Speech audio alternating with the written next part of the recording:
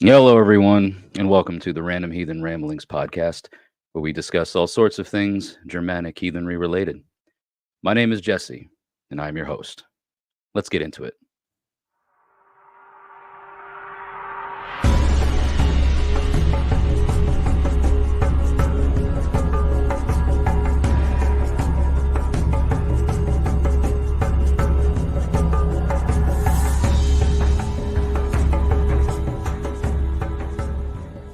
Fire on the Mountain, an annual men's spiritual retreat and leadership summit, is sponsored in part by Ravenwood Meadery. Located at the historic Low Mill Arts and Entertainment Building in Huntsville, Alabama, Ravenwood is North Alabama's first and only meadery that is 100% woman-owned and operated. They specialize in small hand-crafted batches of authentic mead, a delicious alcoholic beverage made from honey which has been around for millennia. Follow them on Facebook to stay informed of their business hours and events, and visit their website at ravenwoodmeadery.com. Thank you to Ravenwood Meadery for helping sponsor Fire on the Mountain.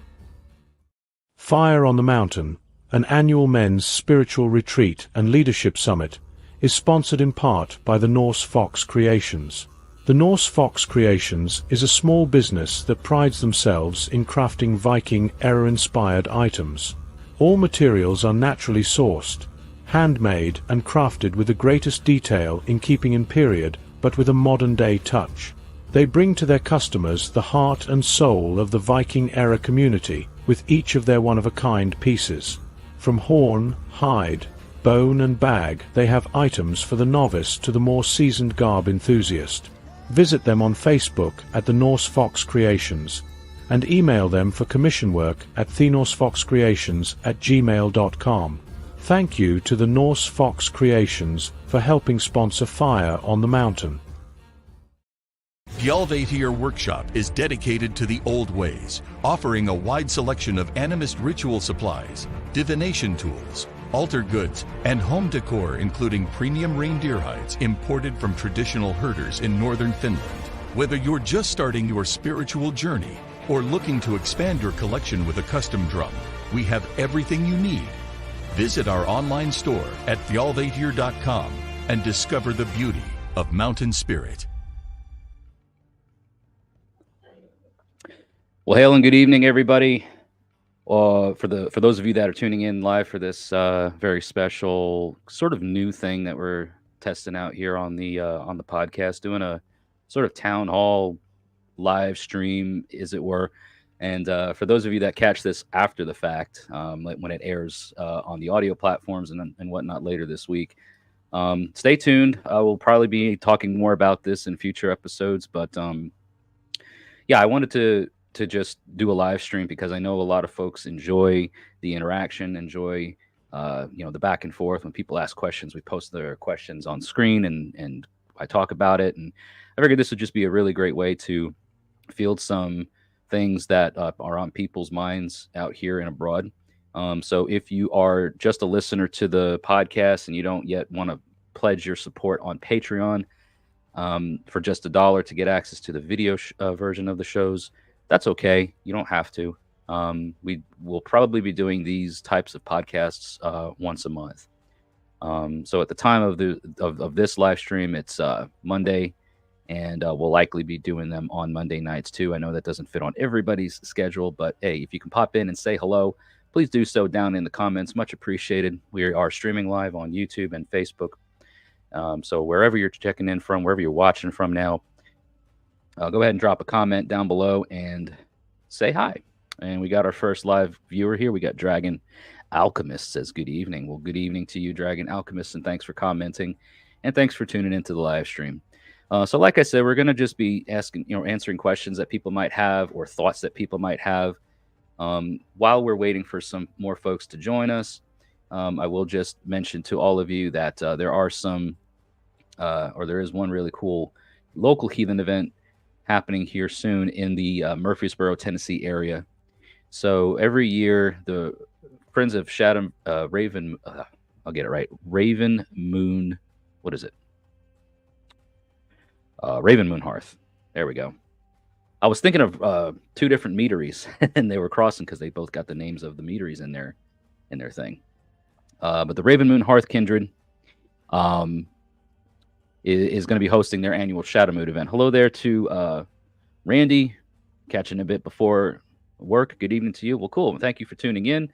And hail and welcome to my good friend and brother, Patrick Walsh. Hey, brother, long time no talk. I know, right? It's been forever. Not really. Good to see you here in the comments, Patrick, and everybody. So once again, just to remind everybody, October 12th, which is a Saturday, here in Murfreesboro, Tennessee, at the Barfield Crescent Park, Pavilion 6, I believe. The Raven Moon Hearth Kindred is going to be hosting their annual Shadowmoot event. And although it's going to be a little bit different this year, and normally they do a weekend-long sort of camp thing, they won't be doing that this year. Hopefully next year they'll be able to reintroduce that sort of thing. But they are only going to be able to do a one-day event, and it's a public event here in Murfreesboro, Tennessee, again at the Barfield Crescent Park. So there'll be a link that I shared down in the description area after the fact, of where that's going to be. For those of you that are on Facebook that want an event page to follow, but it's going to be an all-day thing. It's a potluck style event. There will be classes. I'll be doing a class on Heathen Stumble.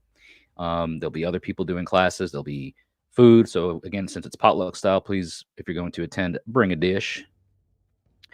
Glad to catch you before work. Thank you, David Klein, down there in Columbia, Tennessee, I believe, associated with the Asgard Brewing Company, which I have yet to get down there. I know it's been a while since I had David on the podcast, but I'm not that far from Columbia. I don't get out much, at least not down in that area. I need to make a trip down and meet some of you folks. Love the watermark got on the screen. Thank you, bud. Thank you. This is over here in my left, your right, the Random Heathen Ramblings podcast logo. So yeah, got to represent all that fun stuff. So yeah, Raven Moon Hearth is doing their Shadowmoot event. I think that's, there's always, of course, every couple of weeks there are what they call P&Os here in Murfreesboro or Smyrna, Tennessee. P&Os just means pagan night out, but it happens during the day, and it's usually somewhere at like a coffee shop, sometimes a Dunkin' Donuts, sometimes like a metaphysical store. Every 2 weeks they're happening. So the one that just happened this week was in Smyrna, Tennessee, and then I think the next one is going to be at like Dunkin' Donuts, Sunday the 28th, last one of the month of September. Hello, Bradley Boss, another Missourian, whatever you guys call yourselves out there in the Show Me state. So thanks for tuning in, Bradley. Good to have you. Yeah, Asgard has sadly. Oh my goodness, David, why did you? Oh man, are you kidding me? Asgard Brewery has sadly closed permanently. Oh man, that breaks my heart. I wish I had made it down there now. Dang, man. Well, I'm glad to hear that the Kindred is doing well. We'll stay in touch, man, because I definitely would like to come down and just meet you and the folks down there. But I'm really sorry to hear that. I had no idea that the brewing company had closed down. That must have slipped under my radar. So that breaks my little heathen heart. Be in and out of the live, so bear with you. I'm bearing with you, Patrick. Would you like me to brown bear, grizzly bear, black bear? Name the bear. Yes, a fellow Missourian. Yeah, Bradley, I think is just he's a few hours south of you, maybe, or north. I forget. I think there's a few hours difference, maybe, between the two of you. But he says, "What's up, Patrick?" And what's up, everybody? Brown would be ideal. Well, although you guys can't really see it because my background is a bit blurred for privacy reasons. There is a brown bear skin behind me. So that works out perfect for your preference there, Patrick. About a 4-hour distance. Okay. All right. So if anybody has a topic they would like to talk about, feel free to drop it in the comments. We're going to just be going for however long it takes. Podcast episodes usually last about an hour, and I know this is one, again, that I announced last week. to kind of give people a heads up and like a consideration of, hey, if you're going to join, you're going to come on in into the comments, and you had something that was maybe tickling your brain armpits, maybe somebody's out there, putting a feather to the medulla oblongata and giving you some things to think about that you'd want to toss out here in the comments, then yeah, feel free to do so. It's been a pretty hectic week, I'd say, for me. Hectic life, it's not always a bad thing, but a lot of stuff going on with a lot of people in my life that I'm glad to be present for, and I'm glad to be alive for, and I'm glad to do things that in my worldview, the preservation of honor and all of that I'm able to do that and share in triumphs, share in victories, share in sorrows, and share in struggles, right? I mean, that's what Frith is about. And when you're connecting with people in that sort of way, Frith means everything. Frith is that sacred bond that is established through, whether it's family or oftentimes through just fostering, adoption, marriage, various things like that. You get the whole package. Oathing even can be a way to enter into that Frith web. And I'm experiencing a lot of all of that here lately in my private life, but I'm glad to have those experiences. I would say for everybody, when you're finding yourselves in situations where you can help one another and all that, don't forget about yourselves. A lot of us tend to overbear ourselves with the concerns and the needs and the stuff of others in an effort to try to help them. And we can't overextend ourselves and overexert ourselves. We have to take care of ourselves. So don't think you're being selfish by executing your boundaries and saying no when it needs to be no, or whatever it is. If you need to take time for yourself, take time for yourself. And that's how we take care of one another too. Patrick says, love seeing your advancement and progress in your lives. Thank you, bud. And okay, he says, for topics, how about preparing for the solstices? And Christian / Catholic, dealing with our traditions. And then he says, yeah, so proud we get to meet 2 years ago, visiting you, my friend. Yeah, 2 years ago today, right? I think it was 2 years ago today when we met one another. Might be getting a little bit of a lag, but we're just going to keep rolling with it. And yes, Fire on the Mountain last year was Patrick's first, and then this year will be his second. So with regards to Patrick, your topic on preparing for the solstice, the autumnal equinox is right around the corner, which I know is not a inherently heathen thing, but we'll talk about it. I actually posted something right around this time last year, because a lot of folks get into this, or heathens. I see a lot of folks, like, for some reason they'll say, the autumnal equinox and house bloat, and they'll use these terms like interchangeably, and they're not the same. They don't have any correlation. But this year it is the autumnal equinox is going to be on September 22nd. So we're going to be technically welcoming in the first day of autumn at that time. So for me, I don't really have anything specific that I do a lot on the equinox. I'll actually be this weekend coming up. So, the weekend of the autumnal equinox, I will be out in nature, on some property out in Dunlap, Tennessee, with some sort of extensions of my family, for like a weekend long camp. We're gonna be feasting. We're gonna be doing some work on this. One of the elders of our community, he has a lot of property up in the mountains, and we're gonna be assembling out there to do some work to help out. And there'll be fellowship, there'll be ritual. think they're actually doing a sort of, as I understand, they're kind of framing the ritual around a Wiccan model of the ritual ceremony, which is fine. But we were invited. Select people were invited to come out and participate, help out, do the work, eat some food, share in some company. So that is how I'm preparing for it. I guess you could say is getting out with into nature and sharing time and space with those spirits, and also the company of our people in the communities. But one other thing that I think of in terms of, again, this isn't necessarily a heathen thing, so bear that in mind.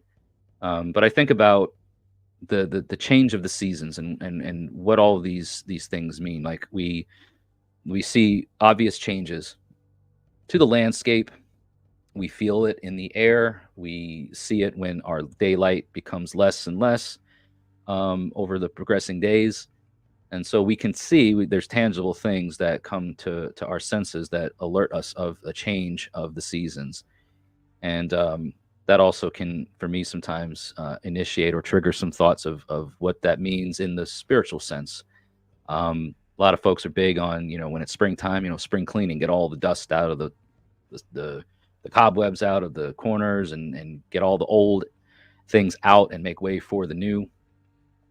And I think that there is as much, thought to be put into laying things to rest and putting things to bed as there are of waking things up and alerting things of their newness, right? So we're entering into days and we're entering into times where we need to let some things die. We need to let some things go. We need to let some things be put to rest. So those are the types of things that I think about as we approach this time of year in the Northern Hemisphere in the United States, when the autumnal equinox is in our area. Yule and other pagan holidays, Patrick, with the church. What you say, clashing? I think you said clashing with our traditions. I actually did a podcast last week with Robert Sass about that, about how much has the church claimed of heathen traditions, of Germanic heathen traditions. We're talking specifically heathen stuff. I know you said Yule and other pagan holidays, but I differentiate between the two, right? Heathen is Germanic, pagan could be anything. And there was the big thing noted is that the Christians had their traditions and they didn't want to keep heathen things. They didn't want to try to reclaim them as Christian because they already had their traditions. They already had their stuff. So they didn't want anything heathen or pagan, whatever you want to call it, in the church. They wanted it eradicated very, very clearly. There were laws that were established in Saxony and in other places that said, if you do these heathen things, and you will die, we will kill you. Corvus Spades, what's up? Says, you cannot move forward until you put everything to rest. That's right, brother. Good to see you. Thank you for commenting that, and I'm glad to see that you joined the live stream, brother. I love you, man. But you're right. You can't make way for the new until you've set things that are old to rest. It's part of the process. I'll be right back to your question, though, Patrick. Bradley says, we just have a bonfire and barbecue to bring the fall sometimes, give ancestral offerings and whatnot, and just a tradition of ours, part of our hearth cult. That's beautiful. Hearth cult is paramount in heathen beliefs. I've talked about that before, is that, if you're going to be looking up sources and books and how, when to bloat and when the holidays were and all of that, that's all well and good. But, have you first yet, do you know what hearth cult is? Have you established your hearth cult? Are you living those things out day to day? Because that's what's important. That's absolutely important. So, sorry, going back to Patrick's question. Yeah, it can be tricky trying to celebrate our traditions around the same times as others, even still a special and unique time for all.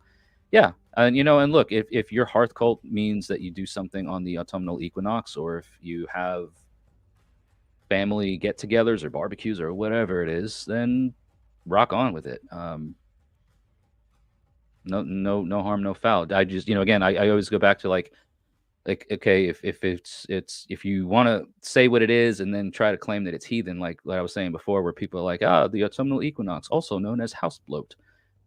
Nope, not true. Factually incorrect. Love you too, brother. Love you too, Holmes. In my own time this year, we have been putting things where they need to be in the past and finally look forward. It's a beautiful thing, and it's cathartic. It's good for the soul, man, to be able to lay things to rest and then move forward from it, right? Not having to stick with things that just don't serve their purpose anymore. They've served their purpose. Thought my logo was a chat bubble. No, it's not. Could be maybe one day. Who knows? Much peace.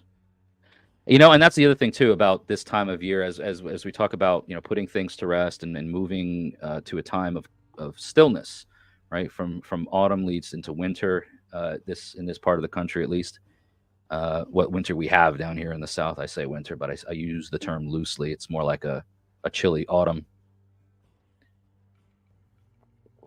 But point being is that it's a time of stillness. It's a time of calm. It's a time of rest.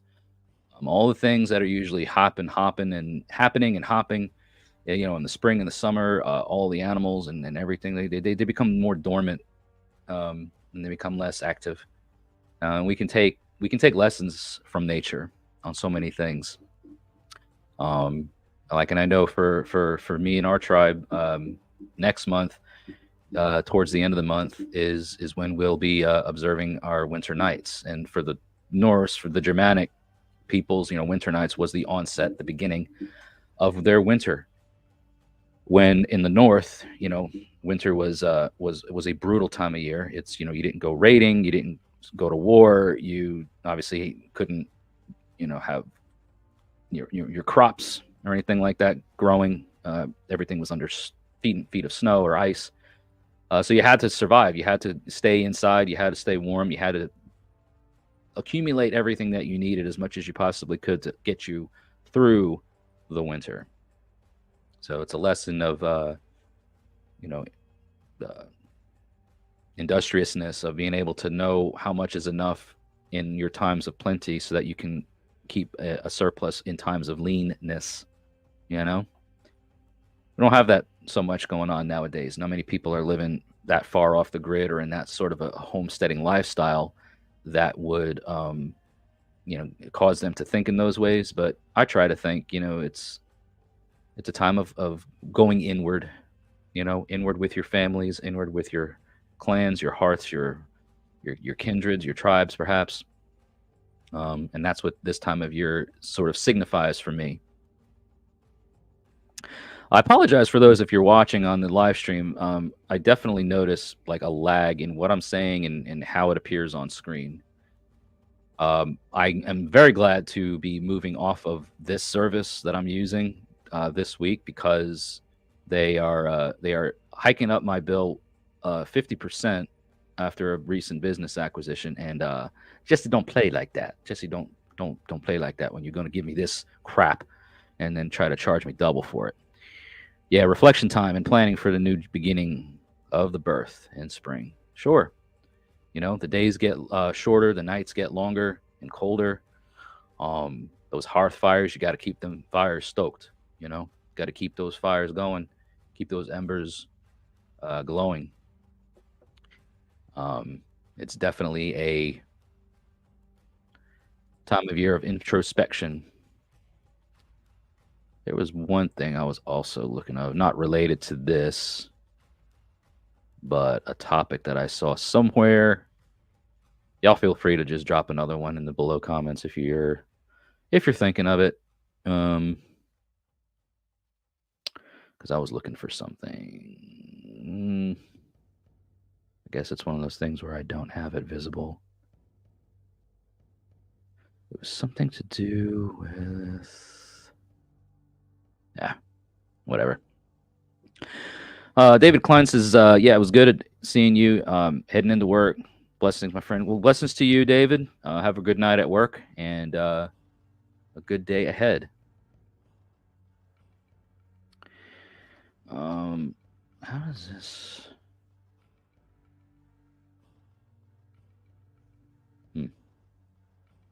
Trying to see, because I know I'm not in this space that I am looking for it.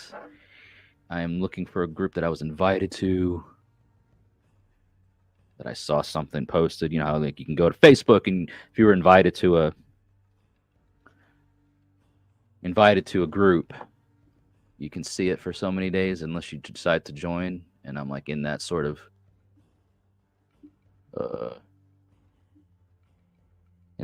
thing where I can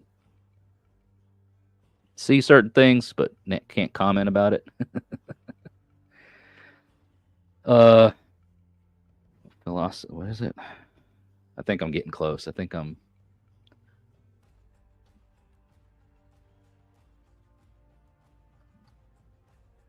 I don't know. Doing a search. Aha! I found it. Guys. All right. I'm not going to say where the post is at because it is a private group, and I don't want to infringe upon anybody's privacy that doesn't want it to be shared. But here's a recent thing that I thought would be a good thing for discussion. So the post says that in paganism, again, here a term that is kind of an umbrella term, but it also makes mention to things of a heathen nature, but it's sort of philosophical and but touches more on like a heathen mentions of heathen things. So anyways, it says in paganism, sins are something not recognized. But I would position that there is indeed one sin that should be considered: the sin of ignorance. Odin is a god of wisdom, among other things, but I think it's important to note. By the way, these are not my words. I'm just reading them off of a post I saw. But he said, I think that it's important to note that we're talking about a god who sacrificed himself on Yggdrasil's branches for 9 days and nights just to gain the knowledge of the runes. Now imagine having a bunch of folks worship you, the god of wisdom, that aren't willing to sacrifice time to read a book. Why is it important to keep ignorance at bay? Mainly because when you discuss that, either you are for or against, you need to back up your assertions your assertions with reason and not simply quote unquote feelings. Hating or supporting something because you quote feel it is right doesn't matter. Communists and National Socialists feel that their beliefs are valid, but reasons stated to differ are on the subject at hand. You would also find that the two aforementioned groups probably haven't bothered looking beyond their own points of view. Has the communists bothered reading anything by Adam Smith or Ayn Rand? Maybe some have, but a majority would probably say they've read the entire Das Kapital or some Hegelian philosophical work. And the Nazi probably hasn't read anything beyond Mein Kampf. The change happens when some racists are forced to question their beliefs and look outside of their own quote-unquote feelings, that they realize their own ignorance, as in the case of a black man named Daryl Davis, who had the courage to talk to tons of Klan's members and convert roughly 200 Klan members away from their beliefs. Solid guy. If you've never heard of Daryl Davis, look him up. Once ignorance is destroyed and the veil of illusion lifted, that's when we grow, whether personally or spiritually. It takes looking within and questioning your beliefs, and then moving on to reading or listening to other points of views. That's when we truly flourish as human beings. So let me see what you got here. Corvus, the most pagan, non-pagan view. It is truly said, old ways are outcasted, but old ways made this new idea. Old ways, right? They did. Knowledge is true power. You know, I think that knowledge can be sometimes a thing that really,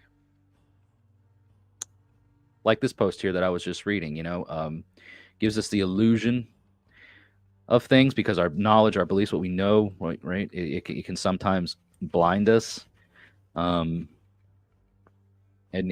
knowledge, knowing one thing doesn't mean that you're ignorant, and being ignorant doesn't mean you don't have any knowledge. You could be very knowledgeable of something, and your ignorance could still show through because you're narrow-minded. You're not giving any room for growth. And I'm not saying that you need to believe everything and anything. What I'm saying is that, find your belief, find your convictions, stand true in them, and be ready to be challenged along the way. And if the challenges that come up objectively prove your train of thought or your way of thought to be false or incorrect or out of line, then you should be mature enough, you should be ready to make those adjustments, make those course corrections when and as necessary. What's up there, Northern Forest? Godfrey Bear, long time no see, my friend. Thank you for commenting. Thank you for tuning in. This is a live stream, but it's going to become the podcast episode for this week on Random Heathen Ramblings. So the folks that will be listening to this later on, that catch it after the fact, you can re-listen to it on all the audio platforms. But these will be recurring, right? I'm going to be doing these monthly live broadcasts, about once a month on a Monday. Probably I'll try to pick the same Monday every month. So whether it's the second, first, third, whatever Monday of every month, it'll be something like that. The way all of you folks out here that are watching it now or listening later know what's going on, and you can, if you want to, plan for it.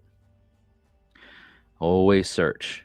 Yeah, it's ongoing, right? It's never. I've picked a path to follow, and when I got on this path, I was following in a certain direction, and then as I progress along, and there are things that I've learned or I've come across that have given me reason to kind of go off the path just a bit, go searching for things, and you're going to find a lot of stuff off the beaten path. If you just stay on the path and you just stay on the road, you don't go off the exit, you don't go traveling, you don't go searching, you're not going to learn anything. You're just going to know, right, I get from point A to point B, and that's all you're going to know. You're not going to know all of the other shortcuts. You're not going to know all the other trails. You're not going to know all the other amazing things that are out there for you to learn. Hope all is well with you and the lady of the house. We are doing rather well, sir. Thank you very much for asking, and hope for yours, for you and yours up there in the north, that you are doing well also. I know since you're further up there, your winter months are going to start a little bit before ours. We were just talking about the autumnal equinox being this weekend, kind of ushering in fall or autumn. Although here in Tennessee, autumn is sort of a joke, I gotta say. Like, it doesn't, at least in this part of Middle Tennessee, it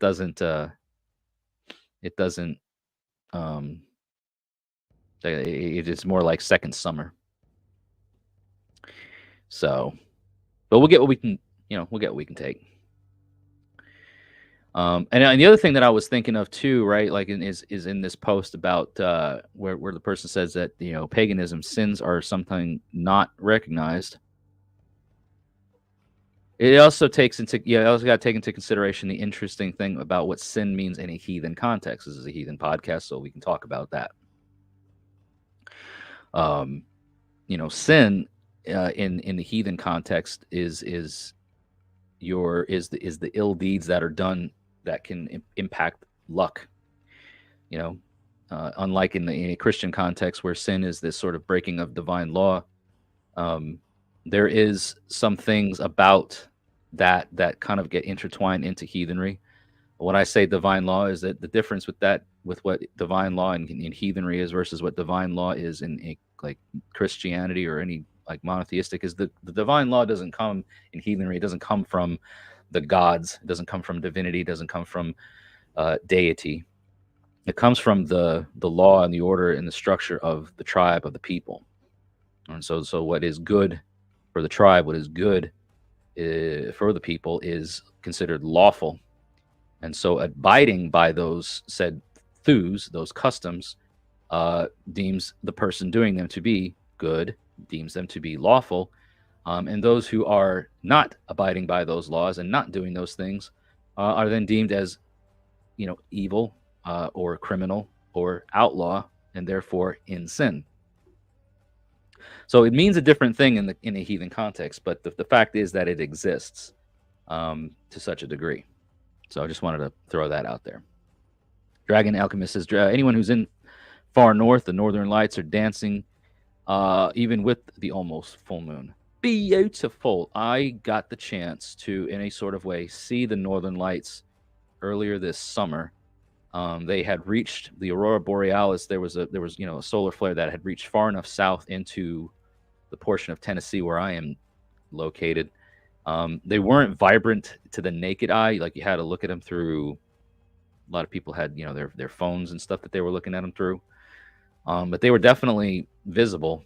And I mean, talk about an unheard of occurrence to have that happen this far south. I don't know if I'll ever see it again here. But I would definitely like to go farther north to see them. Alaska maybe, or even northern Europe into Canada, etc. It's one of my things that I would love to do and see them in the wintertime. Court of Spades says, an idea that I have personally held dear is that when one finds everything they are to know in this physical life, we graduate into the true adventure. Yeah, it's like a level up, man. And who's to say, what everything that there is to know? I think there's so much out there that even as much as we can learn and as much as we can absorb in our short relative time here in this version of ourselves, before we advance, before we move on to the next stage of existence, because again, even heathens don't think that death is the end. Death is a continuation of life. There is a existence beyond physical fleshly body life that heathens believe are you're no less alive. You are just alive in a different way. But that even in this limited time that we have in this physical form, the things that we can learn and absorb is only so much. We can't possibly absorb it all. And then once you've reached that point where it's God, I'll level up now. You can't use this sword until you've leveled up. You can't use this spell until you're level 50 or whatever. It's like a level up process in a way. For all you nerdy gamers out there. Not north enough for the lights, but all too quiet and well in the forest edge of the Great Lakes. Great Lakes. I said Great Legs. Well, legs are great too. No hate. Only participate. Modern Day went all the way to South Florida. Yeah, I mean, it's crazy. Mother's Day. It was around the time I think that it was this far out, far south, and to see reports of it reaching that far into the south. It's like they're not even the northern lights anymore. It's the northern lights of the southern lights. I'll get it right, guys. I know my directions, I promise. Yeah. It is a way to look at death, right? It's it's not the end. Well, it's not the ultimate end. It's a continuation. It's the next stage. It's the next step. And Corvus also says another way, when you're sleeping, dreams are they ads of death until you get there.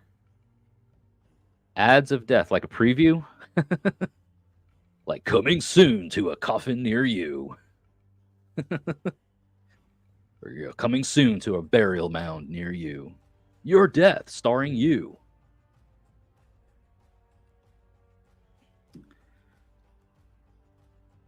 That could be one way of looking at it. I myself am not, it's such a touchy thing to talk about for a lot of people. I love to talk about it, and I love to talk with people who are not afraid to talk about it either. Talking about death.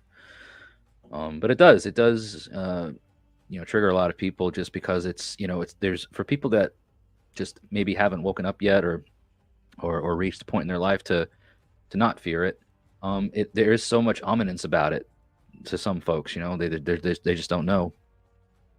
Oh, Corvus Spade, no, like the ads on Amazon or HBO Max. Yeah, that's an advertisement. Yeah. So are your dreams ads of death until you get there? I don't know, man. I've had some pretty vivid dreams that if it was an ad, um like you would see on like a movie streaming site or network or whatever, then I would say that's I'd be like, well, let me talk to the production studio. Who did this? Oh, right, I'm the production studio. I'm the one that came up with this stuff. All right. And then you got to analyze, or you can dream interpretations. That's always fun. I've had somebody on this podcast a couple of times who is a dream wizard. He calls himself, and has been called by the public. He's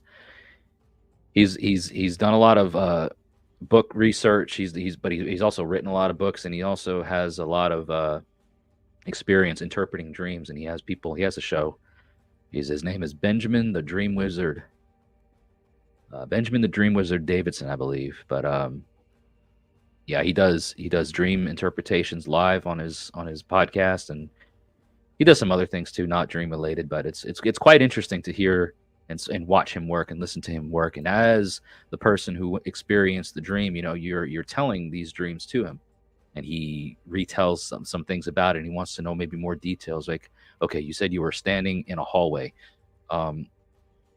Were there any windows in the hallway, or what time of day was it? Could you see anything? Like various things that you wouldn't think were important, but then when you start recalling the dream, you are amazed, like, oh yeah, I do remember there was a window to my left, whatever. And all those little seemingly insignificant details can sometimes play a factor in how the dream is interpreted by Ben. At least I don't know how everybody else does it, but that's his methodology. And he's well read, he's well educated on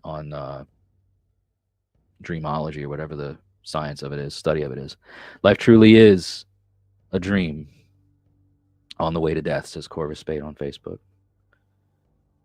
Yeah, right. Like, are we just all going through this? Are we all just going through this dream, and then when we're asleep in our sleep state, are we seeing things that are glimpses of the reality, and all the rest of this nonsense that we're going through is just the dream? I don't know enough about that to say one way or the other, but you could say it's a possibility. Also, while I'm here, and while I'm in the middle of comments, I do want to run a couple of quick promo videos. They're only like 30 seconds to a minute long, for the Fire on the Mountain Men's Spiritual Retreat and Leadership Summit. We do have a couple of more sponsors that I need to share information on. So don't go anywhere, folks. We're still going to be running, but we are going to hear a quick word from a couple of our sponsors for Fire on the Mountain this year, and then I'll be right back. Talk to you in a minute. Fire on the Mountain, an annual men's spiritual retreat and leadership summit, is sponsored in part by Skogamore. From the foggy mountains of Appalachia comes forth this musical adventure from ex-black metal musician Zeb Kroom. Skogamore was first created in the fall of 2020 and is a mix of Appalachian and Nordic folk with dark ambient storytelling. Zeb has recently taken Skogamore out of the studio and onto the live stage, performing at different Nordic and Viking-themed festivals around the southeast region of the United States. In addition to creating and performing his music, Zeb is also a craftsman in homemade beard oils and animistic jewelry, incorporating natural wood and ethically sourced animal bones into beautiful and unique items to wear. Follow Skogamore on Facebook and Instagram to stay informed of new music and live performances. Thank you to Skogamore for helping sponsor Fire on the Mountain. Fire on the Mountain, an annual men's spiritual retreat and leadership summit, is sponsored in part by Moonjoy Meadery, owned and operated by Daniel and Rebecca Phillips and Rebecca's mother, Margaret Moose. This small batch meadery has been a dream in the making for almost a decade. Moonjoy cycles through 50+ different mead recipes, boasting an impressive amount of variety in their tasting room. At any given time, you will find upwards of 15 different meads of varying sweetness available by individual pour, tasting flight, or by the bottle to enjoy at home. Visit their brick-and-mortar location in Lenoir, North Carolina, or check out their website at moonjoymeadery.com to see if they offer shipping to your home state. Thank you to Moonjoy Meadery for helping sponsor Fire on the Mountain. All right, folks, we are back. Thank you to our sponsors for this year's event. As always, it's greatly appreciated. For those of you that maybe want to check them out after this live stream ends, there will be information about their respective websites, social medias, and stuff posted in the description area of the video. So I meant to post that up earlier, but I didn't. So just check back later after the ending of the live stream for all the ways that you can check out and support them. Give them a follow, subscribe, whatever it is. Yeah. Oh, the odds or the ads. The ads or the odds. Yeah. The odds are the ads. And maybe the ads are odd. Odd ads indeed. Corvus Spade. Godfrey Bear says that death isn't the end. It's the beginning of understanding all things.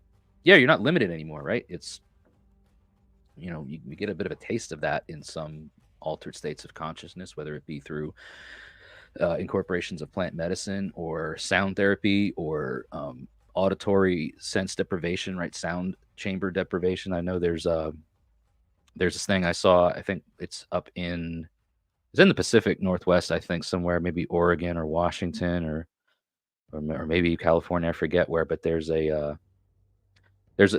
thing where you can go and like get yourself kind of. You're deprived of light. You're deprived of sound for I forget how many days. So you're in this like dark underground room, and it's supposed to, really. I think it's like a week-long thing that you sign up for to do it. It can be really therapeutic. Makes me think about maybe trying it out one day. You learned everything you need to know for here, and that is the transition. Right, Corvus Spade. Deprivation tank. Thank you. Deprivation tanks. Yeah, there are those. But then again, there's this thing. A buddy of mine sent me information on a while back about, like, it's not a tank. It's like a small hut or whatever that's like dug out into the side of a mountain. You go in and down, and you're sealed off. Obviously, you have air coming into. You have air supply. You're not, but you don't see the light of day for like a week or something like that. 5 days, 7 days, I believe it is. They bring you your meals. You go to a place to get them, your food and your water and all that. But it's like you're away from everything and everyone. No light, no sound.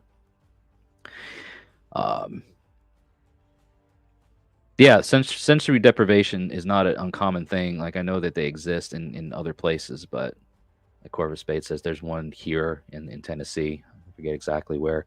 Might be up in his area. Dragon Alchemist says they want to try a sensory deprivation tank so bad, and I heard that they are amazing.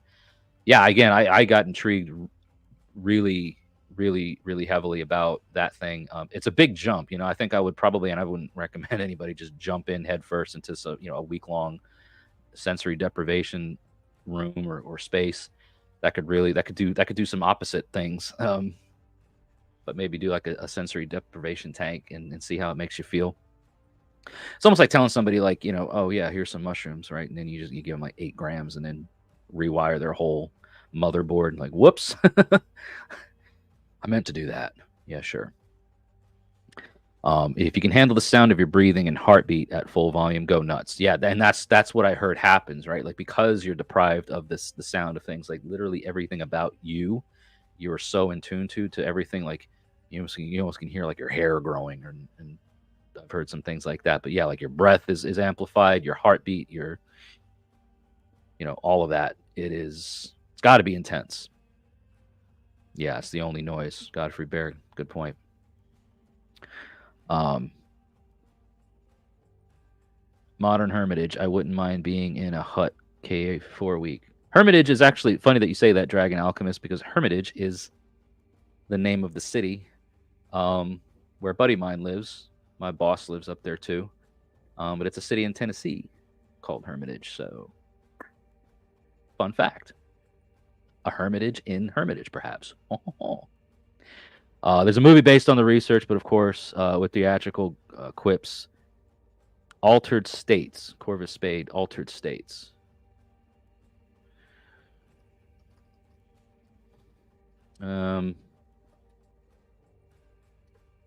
Jamie, pull that up. I wish I had a Jamie here to tell me about it. Altered States is a 1980 American science fiction horror film directed by Ken Russell and adapted by playwright and screenwriter Patty Chayefsky.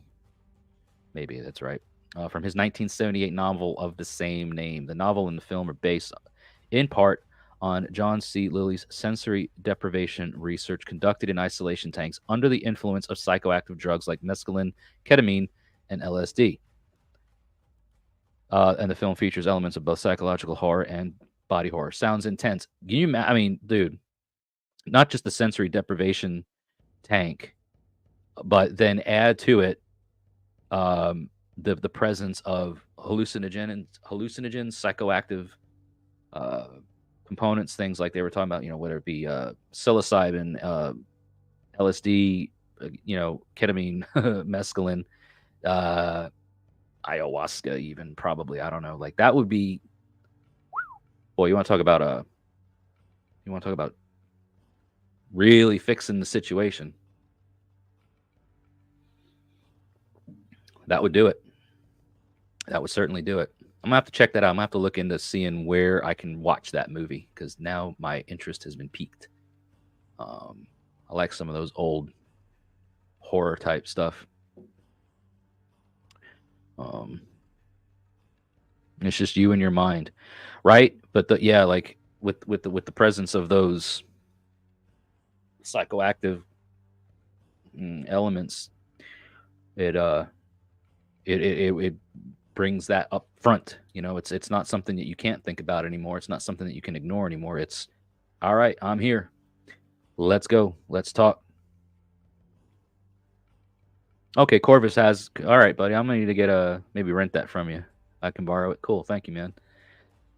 I will definitely hit you up at some point. Godfrey Bear says every story that they have heard about mushrooms and deprivation tanks ends badly. I don't know if I've heard any stories about it. I know of, I wouldn't say that it's like deprivation tanks. I know of people that have taken heroic doses of mushrooms and have isolated themselves in a dark room, closed the windows, drew the shades and everything, and made it as dark and as silent as they possibly could for the duration. And they're okay. I mean, they made it through. Granted, it was a when I say a heroic dose, I'm talking like upwards of 6 grams or more of psilocybin. And I've not done that. I mean, I've taken that much, but I've not done that in the context of isolating myself away. The closest thing that I can say I probably came to that was being out in the woods by myself with nobody else. That was a sort of a journey of my own that I needed to take, and more ways than one. It was a hike, a literal physical journey, and then the overnight camp was a journey amongst the stars, amongst the gods, amongst nature that the mushrooms aided in, and that was in its own way a bit terrifying. Dragon Alchemist says they've been blindfolded, and occurred while on mushrooms. A deprivation tank would definitely be next level. Yeah. I won't say that I would never do it. But man, it's like it's one of those things where how you say be ready for that? Like, what are you gonna be ready for? You don't know what's gonna happen. It's gonna be wild though. Corvus says this one does too. Yep, I know you do, buddy. Maybe one day we'll do it together.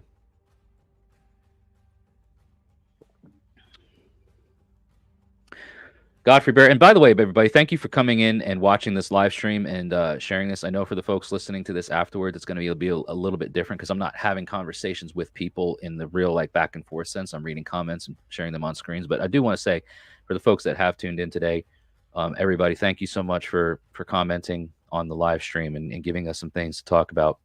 Godfrey Bear says that a couple heroic doses, couple bottles of mead, and some herb. Now we're going to get wild.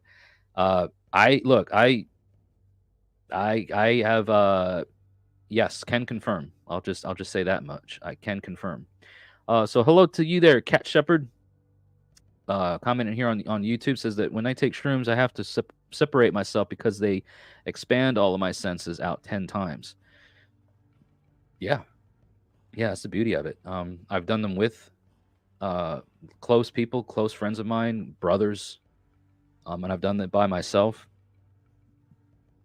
I always feel like the time spent alone with that medicine does wonders. It's also really profound within the company of the right people. You start messing around and it becomes like a party or whatever. I mean, that's not why I do what I do with them. It's to me, they're not a party. To me, they're medicine. Game for a deprivation tank, says Corvus Spade. You can make one with a ton of salt. Sure. Absolutely. That'll you get enough in there and it'll muffle the sound. It'll create a soundproof area. Cat Shepherd says, no joke. I was able to read by starlight. Someone walked past me, jolted me slightly, and felt like an ostrich kicked me. Yeah, those moments are wild. When you're kind of taken away within the feelings of the medicine, when you're off experiencing something and then something outside of your experience happens that was like, hold on, what happened there? I didn't run that. I didn't do that. What happened?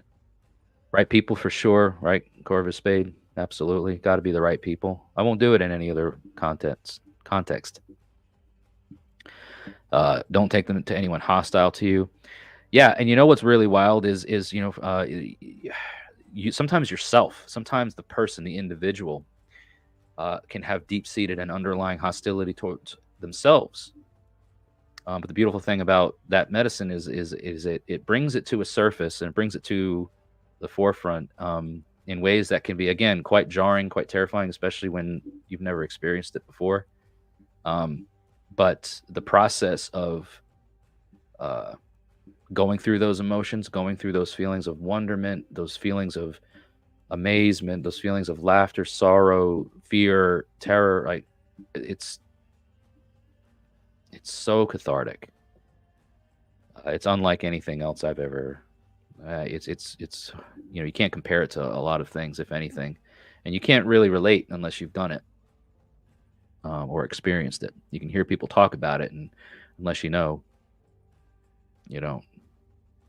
Godfrey Bear says, if we're going to medicine and go on a journey, I'm guiding. We're hunting the demons.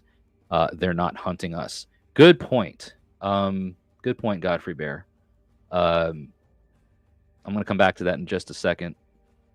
Ingesting, Corvus Space says, ingesting the already connected organism connects to all. Yeah, facts.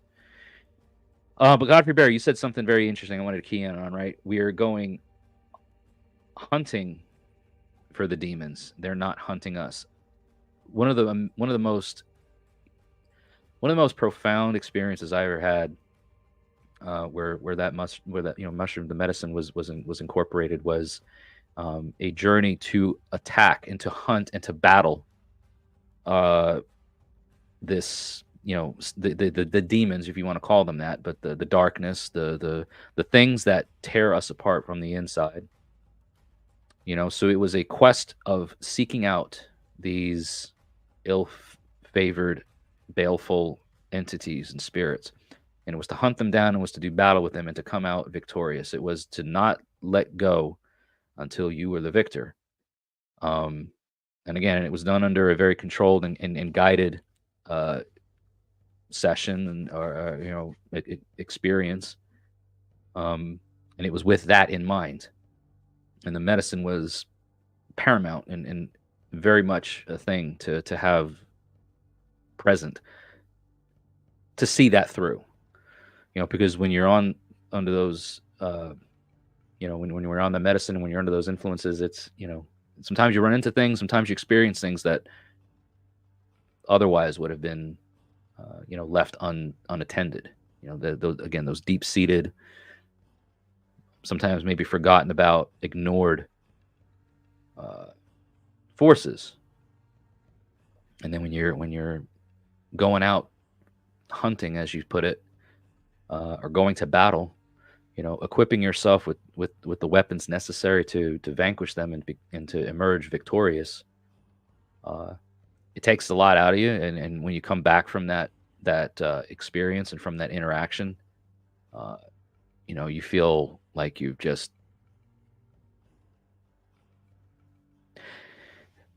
physically, like not so much physically exhausted, but spiritually and mentally exhausted. I remember coming back from some of those experiences and sitting amongst people, sharing in the moment, sharing in the experience, and just kind of looking at one another and kind of like nodding, or just looking at one another, right? No words had to be spoken. There was this unspoken connection of I know what you mean. I know what you mean. I know. And that's wild, man. When you can connect with another human being, with another life, with another force of nature that transcends vocal communication, man, it's incredible. Dragon Alchemist says, I like to watch myself melt into the forest. Never battled anything. I had to heal the creatures I encountered. That can happen too. Really, really finding your place in the menagerie of nature, right? Everything that we sometimes neglect because we walk under it, we walk by it, we walk over it. All of those things are living a life too and experiencing life too. And then we come along, blend in with it all and become a part of it. And next thing you know, we realize, shoot, man, this is me and I am that. And we are each other. Yeah, Corvus Spade says, talking about all this brings a question of spirit walkers. Absolutely. I know that different indigenous cultures have, medicine men and women that facilitate the medicine for such things, whether it be, medicine man, shaman, whatever you want to put to it. But that's definitely in the same line of discussion as what we're talking about here.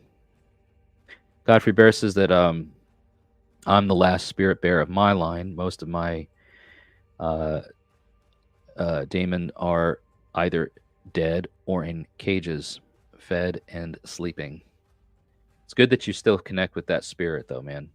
Not a lot of folks are connected with that. I think more people are starting to get awakened to the reality of the animistic nature of everything. We are, even Christians, I've seen a lot of the realization that, sure, they may worship in church, they may go to church, they have a building, they have a Bible, they have all of these, things that are about them, but they understand, God is in the trees, God is in the wind, God is in, man, that's animism. And the more people get connected with that reality is I think a beautiful thing. Who cares what the name you put to deity?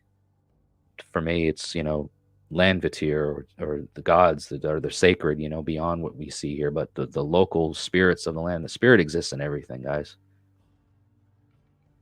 Godfrey Bear says, bloody spell check typing with pause sucks. Dude, you're not the only one. Why go thee? He does that all the time.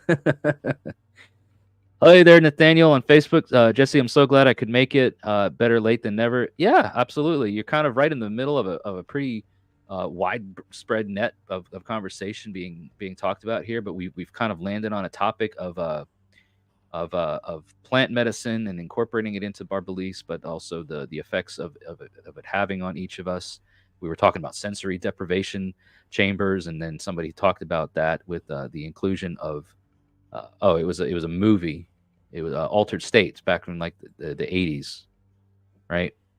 1978 novel, but Altered States, 1980 American science fiction horror film.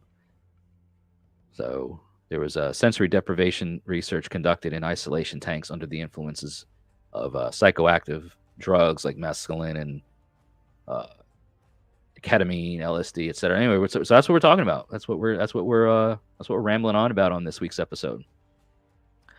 Corvus Spade has an open question to everyone. Jesse, you can disclose the gypsy. Well, the gypsy is in the room, and he called himself that, not me. I would never assume. So, yeah, my friend, welcome to the show. Godfrey Bear says just an old medicine bear. Seen a couple of things. Spirits traveled a few places in time, right? Seen some things, man, and some stuff. It's awesome, and it's the quiet ones that have really seen the most. I have a platform, and but I don't talk about this type of stuff on my platform most of the time. This is just kind of a one-off, which is a one-off live stream. When I say one-off, I mean, normally the podcast isn't done in a live stream format, but here we are. We're doing it and doing it and doing it. So, let's see. We got here from Cat Shepherd on YouTube. Was raised Catholic. Okay. And when I was young, a priest recognized me for what I am and told me it was a gift from God. He was educated in Flagstaff, Arizona. Interesting that you're a Catholic or former or raised Catholic. No, not my business what you are now or anything like that. But a good friend of mine, Patrick Walsh, he was here earlier. He was also baptized into the Catholic Church, and interestingly enough, I see a lot of nuance and syncretism within Catholicism and certain pagan practices. I've said jokingly that I think Catholics are pagans in denial. Because all of the things that are done with Mass, right? Like Mass is its own ritual. Mass is its own thing. I get it. But I've attended Catholic Mass before, and I'm like, and then I've been a part of various pagan ritual and heathen ceremonies, and I'm like, wow, there's so much syncretism here. Like, granted, Mass is its own thing. I'm not trying to compare the two, but the methodology, the up, the down, the praying to all the saints. Well, you mean the gods?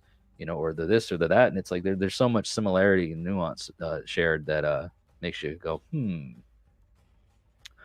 don't you just come clean there, buddy? Godfrey Bear on YouTube says, when I get down your way and meet me, you'll understand me better. I'm a bit of an odd duck. Listen, I think we're all just a little bit we're all touched a little bit here and there, you know what I'm saying? Some of us more than others and in different ways than others, but weirdos are welcome. And I mean weirdos, meaning like WYRD, the word weird, the Old Norse weird. And it's just like sort of word that kind of means fate, but not, there's more to it than that. But the weirdos are welcome here. Cat Shepherd is a 100% animist, or animist 100%. Very nice. Corvus Spade on Facebook says, when you hold one foot in the realm of astral and continue to pull yourself back to the living for the sake of guiding, where do you truly live?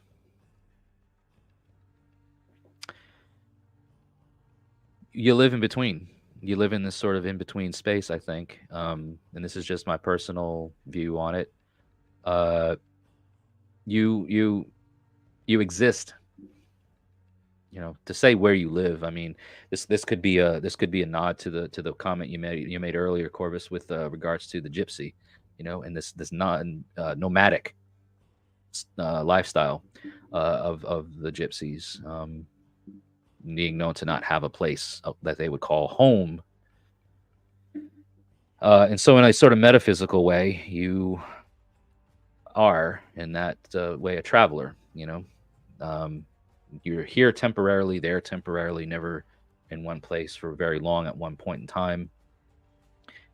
So where you live is where you land for the time, I guess, would be my answer. I don't know, just off the cuff. Yeah, Godfrey Bears also says raised Roman Catholic and was an altar boy, so I'm definitely a bit off. Oh no. Oh no. Oh man. There's Corvus with the comment to Godfrey Bears says, "Come on down. You will fit in just fine." And I'll say, "You will not meet me, but you will experience me." Yeah, man. Let me tell you, Corvus Spade here in the comments, everybody, and for those listening later on that are listening to this and not watching the comments, this guy, he made a comment earlier talking about the most pagan, non-pagan out there. This guy, I've said it too, the most heathen, non-heathen that I know. There's so many worldview values and things that we share. I've known this man since early 2016. So we've known each other for a hot minute, now almost 9 years. It'll be 9 years, I think, in February of 2025. I think it'll be 9 years. So we've known each other for a good bit, and we used to work together. We've had a lot of experiences together, and he's been a really trusted confidant. He's a brother to me. Like, you guys hear me talk about kinship. From a heathen worldview, my heathen worldview is I don't bestow titles of kinship on people loosely or lightly. People want to call me brother and they don't know me. I'm not going to reciprocate. I'm not going to say brother back. I'm not going to get all up in arms and mad about it. But I also don't throw the term out loosely. This guy, Corvus, though, he is my brother. And we may not be related by blood, but we are related. We have done enough with each other to prove one another that if push comes to shove, and when push comes to shove, we're there for one another.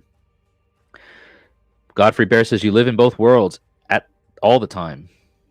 You can just cross the veil at will. Yeah, like I said, you're in both places, maybe not at once. Yep, February 2025, 9 years, man. Godfrey Bear's very cool. Corvus, I've always told people I'm Bear. Anyone else named Bear is very cute. Argothi, is a very animistic fella, and he embodies the spirit of the bear, amongst other things. So our Gothi, our tribe's Gothi, currently is a again carries within the spirit of the bear, and I am enjoying the spirit of the bear as I sit here. For those of you watching, my background's a little bit blurred just for privacy reasons, but I've got a bear fur, a full-bodied bear, full head to toe, claws and all. The only thing that's not on it are the eyes and the teeth. So, but I mean, it's essentially it's like a bear skin of a juvenile brown bear. I just recently acquired. So the spirit of the bear is welcoming. It's powerful. It's strong. It's loving.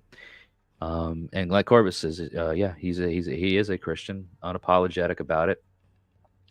And wonderful thing, right? Like he's the most heathen, non-heathen I know, but he is also the most non-Christian Christian that I know. If I can just say that for the record, we've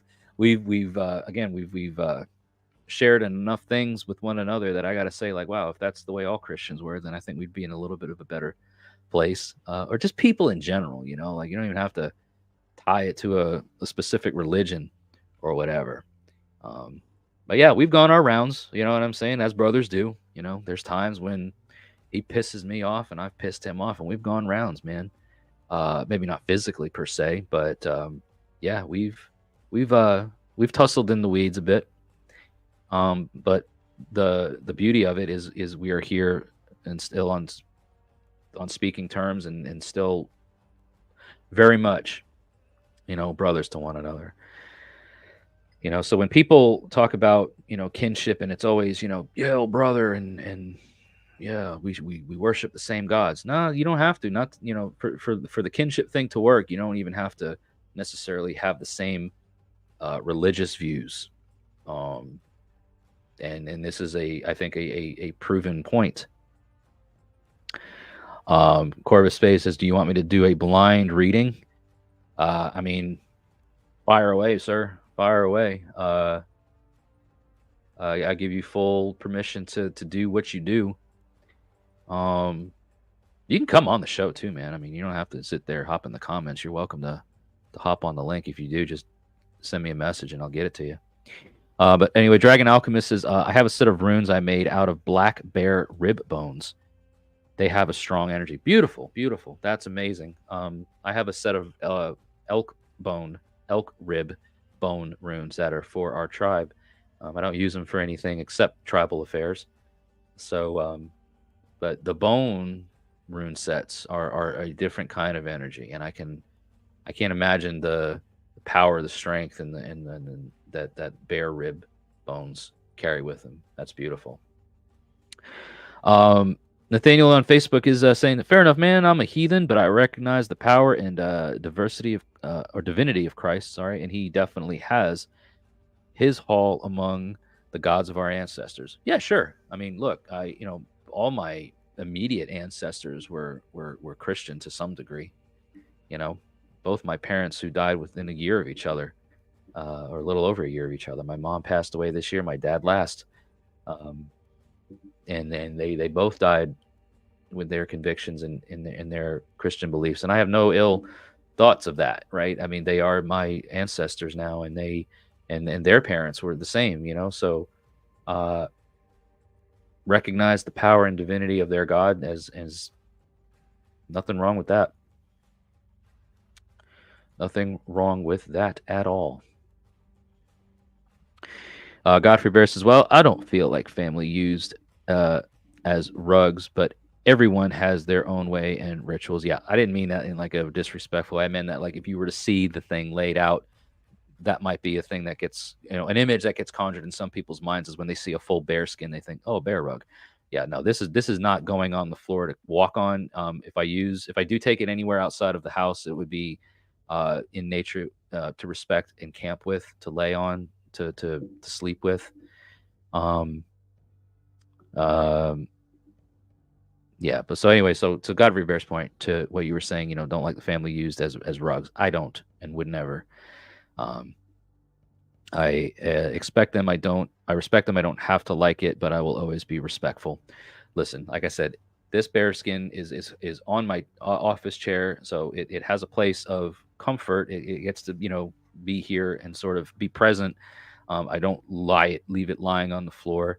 When it came to me in the way that it came to me in a very respectful way.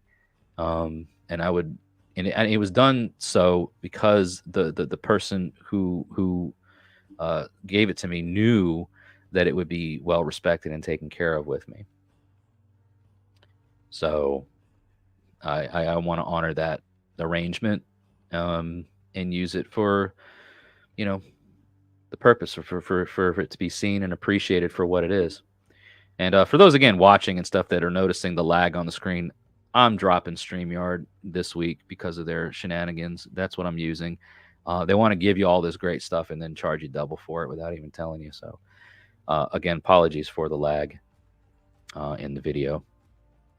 Cat Shepherd says, I have a black wolf skin that I've had for 35 years. Wore her at the last Highland ritual at Red Rocks. Fantastic. That's a beautiful place to commemorate and bring that spirit to. Patrick Walsh, my brother here, that was here earlier in the comments, he's been to Red Rocks twice. And I know other people who have been there as well. And from what I've heard, it's a magical place. Maybe one day I'll get the chance to go to see Heilung, but I don't know. Consider yourself blessed for having the chance to have been there. Yeah, use rugs as an easy example. Godfrey Bear for sure. Yeah. I mean, I have other animal skins. I have a reindeer. I have a reindeer skin. And that was a reindeer from the from Fjallvatr, but they get their reindeer skins from ethically sourced uh, reindeer herders in northern Finland. Their ad ran earlier on the show, and so I have a reindeer skin from them that I get to use on for camping trips. It's super warm. It's like a blanket, short blanket size. And now the bear skin. So I get the beauty of the strength and comfort of these wild spirits, and it's I appreciate that. I appreciate that so much.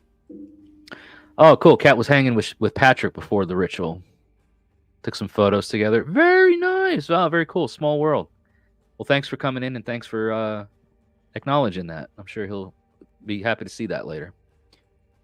Godfrey Bear says that I'm covered in hair/fur, and I have to be. It has to be really cold because you're overheating all the time, dude. Us Northerners, man, our blood sticker, I think. Even though I'm not an exceptionally hairy man, I'm hot blooded. I keep it, a respectable 70 degrees in the house during the day, and then the high upper 60s at night during the summer. But even during the day, like sometimes my wife and other extension members of the extended family are like, "It's so cold in here." I'm like, you Southerners, you people with your Southern blood, Waterford blood. I think so. 1 second. We might be having a special guest coming on here. Let me just respond back to him.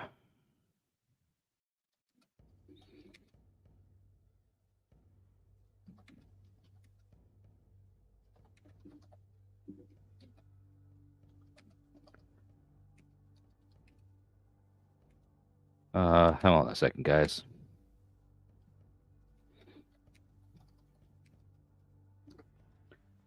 We might be having a special guest lining up here for us, or joining us. He's been chatting away in the comments, and the gypsy might be making an appearance. I'll say that much. So Cat Shepherd says, yeah, we have someone who farms reindeer locally. They bring their animals to Christmas tree farms and events. Want to get a couple of antler drops from them. That would be awesome. It'd take up a lot of room, though. Got to have a lot of room and a lot of space to deal with that. Godfrey Bear says, unless my feet get cold, then I'm just bone chilled and mostly bare. Yeah, my feet will get cold sometimes, but I mean, heck, that's nothing that a pair of socks can't fix. Or heck, just walk outside. If my feet are cold inside, I just walk outside when it's 85 degrees and the 70% humidity, and my feet are warm, and no time. Dragon Alchemist says on YouTube, I got to see Heilung in Milwaukee this April, and it was amazing. I can only imagine how Red Rocks would be. I got to see them my first time in Huntsville, Alabama last October. Again, an indoor venue. So I agree. If the amazing experience that I felt indoors is anything to recall and celebrate, then being out in nature, especially in that canyon, the Red Rocks Amphitheater, it's like that venue is made for experiences like that, So again, tickets, it was an expensive thing. I think I'm only recently finally can say I've paid it off. I may not have even paid off the whole thing fully, but yeah, it's definitely worth it. If you buy the tickets, go see them the next time they come to the U.S., which might be a little while from now. I know they're touring abroad, other places in the world, and the last thing they said on their last tour was, farewell Vinland for now, and we'll be back whenever, but it's going to be a little while. So next opportunity we get, I say we make the most of it. Godfrey Bears is a native. I prefer barefoot and plugged into the Turtle Island. Yes, I'm. Whenever I can be barefoot, when I do have to go out in public and I do have to wear shoes, I take them off as soon as I can. Socks and shoes, like I'm barefoot right now. Granted, I'm in my room, in my office, here chatting with all you fine folks. Which, by the way, I do want to say thank you all so much for coming in on a what do you call it? A Monday night live stream. You guys that are listening to this at the podcast when it airs on Spotify and everywhere else, you'll be like, what? What was going on? That's right. We did a live stream on Monday and you weren't here. Or maybe you're going to re-listen or re-watch this on Patreon. You're going to be like, I was there. And I was in the comments. Cat Shepherd says on YouTube, this says, High Lung at Red Rocks was fantastic beyond fantastic. 10,000 people. Their calls and music echoing off the rocks. Moon rising. Maria singing. Parted the clouds. Yeah, it was a Sigerbloat or shoot, was it Sigerbloat? The Sigerbloat moon? It was literally a full moon. The Heathen calendar reckoning of Sigerbloat. I think that's when it happened. It was the perfect setting. It was the perfect thing. I can't imagine. If I was there, I'd probably be jaw on the floor to this day trying to pick it up. I can't imagine how powerful that experience was. Cat Shepherd says yes. Okay, I was right. Yeah, I remember Patrick sharing some of those pictures from the pre-show, after show, all the things that he got to experience with everybody that was there, right? People connecting, the drum circles, all of that. I was like, man, you lucky dog, you. Which I've had great experiences. I'm not, mad at it. I was just so happy that he got to experience. I'm like, man, I could be a fly on the fur of that. So yeah, folks, we are going to have a guest come in here shortly. If you're just now tuning in or missed it, Corvus Spade was chatting away up in the comments. He's gone a bit radio silent in the comments now, but that is because he is working on getting himself joined to this live stream, which is new and a first-time thing that has never happened in the history of the podcast, in the history of my show. I've talked around and about this guy, but he's never been on the show before. So he's working on coming in here. So you guys just stick around. Cat Shepherd on YouTube says, if they play nowhere else in North America, I'd be happy. We'd all travel and camp together.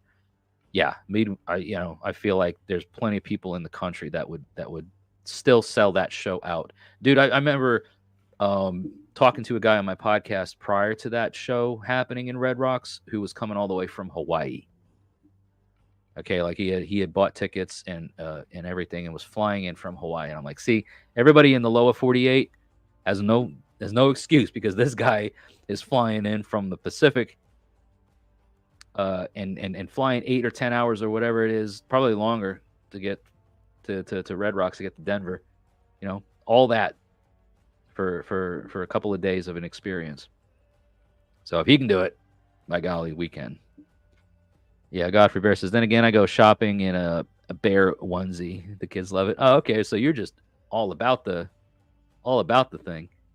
The women hate it, and every dude wants to be able to be free enough to dress as they feel. Yeah. Why can't we dress as we feel, right? Who says we can't go out in tunics and period clothing or whatever anymore? Who says we can't? I say nobody. Need to make it out for a High Lung show one day. Nathaniel on Facebook is echoing. Yes, man, absolutely.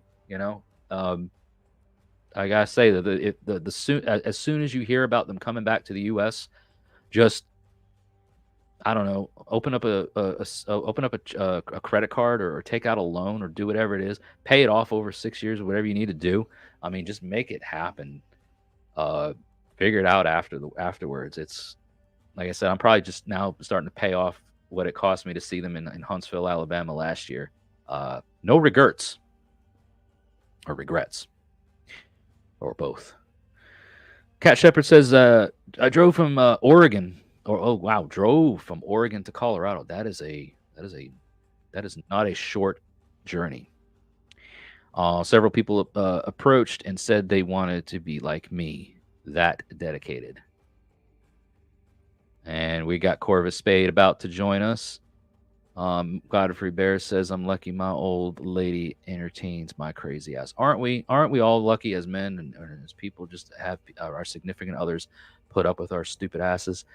But all right, here we go. We have somebody that was commenting in the comments earlier and is now audibly on screen. But oh nope, there we go. Boom, there he is. The myth, the man, the legend. What's up, brother? Gypsy man. Hey, brother. A little bit blurry. I'm sorry about that. Oh, that's okay. I've got lag going out on my end too, so we're just gonna roll with it. Man, you look good, man. Good to see you. Hey, good to see you. I never Thank thought this you. day would come. Hey, thanks for the invite. That's the way we do it. Everybody, welcome the Gypsy to the live chat. And what this bag is. Well, I think I might know. You might could tell everybody else, because folks that are not watching this, the Gypsy has a bag in his hands. In this bag. Oh, the first rune fell out. a bag of runes, ladies and gentlemen. Who'd have thunk it? Who'd have thunk that on the Random Heathen Ramblings podcast, live stream, that a bag of runes would have showed up? Got Cat Shepherd saying Skull Corvus. Okay, yep, you got the. So there we go. So Kanos, turn it to your left. Yeah, like that. So we got Kanos, the first rune pulled, or the first rune that came out was the first rune when I shook the bag. It wanted to come out. All right. So Kaun or Kanos is the first rune to have made its appearance tonight on the podcast. Yeah, man. Skull. I'll give you the virtual toast right there. Yeah. So do you know what Kanos means, or what Kanos the rune represents? So Kanos it's got a few different names in some of the different rune poems, known as Kaun or Ken sometimes in the different rune poems, but in one of the rune poems it means like torch. Cat Shepherd commented that on YouTube. It is torch. In another rune poems it means like ulcer, like a burning ulcer. And I will read the Norwegian rune poem for Kanos. So in the Norwegian rune poem and in modern English, the rune again is Kaun, but in English it translates as ulcer is fatal to children, death makes a corpse pale. And I think it's similar. And I think it's similar in the Icelandic rune poem, which Iceland and Norway, they're kind of neighbors there. The only one that's different is the Anglo-Saxon rune poem. But if I can find it, there it is. Maybe. Is this the one? Yeah, it might be the one, but it's similar. It's here it is. English translation of the Icelandic rune poem: ulcer, disease fatal to children, a painful spot, and abode of mortification. Now, the Anglo-Saxon rune poem for the rune Kaun or Kanos says, the torch is known to every living man by its pale, bright flame. It always burns where princes sit within. Well, so Prince? Yeah, like Raspberry Beret. When doves cry, this is what it sounds like. No, man. I mean, Prince. Yeah. So, like to just pull a random rune and for it to, or for, to disturb the bag and for Kanos to fall out. I like to see that rune as the torch, right? It's to me, it's the illuminating light that provides that. It's not the knowledge. It's like the seeking of the knowledge. It's not the knowledge itself, but it's the torch that illuminates the path for you to find your way along your journey. And I also can see it as a sort of beacon for those looking for their way, because from the distance, the torch can be that like marker, in a dark way, in a dark landscape. If you see that burning candle, that burning light, Yeah. it's like, oh, I need to go there. So it can be this sort of beacon in a way. The torch doesn't provide the knowledge; it provides you the way to find it. That's how I kind of see it. So these runes actually were awarded as you put up a it wasn't a bounty, it was what do they call it? It's like a raffle or something, or a Yeah, giveaway or something like that. yeah. Years ago, And just and years I ago. bought out everybody. I Yeah. bought out everybody. For some And reason, you paid- wanted them. I wanted them. And it was to help our brother. It was help our brother. And the bag, so you guys know,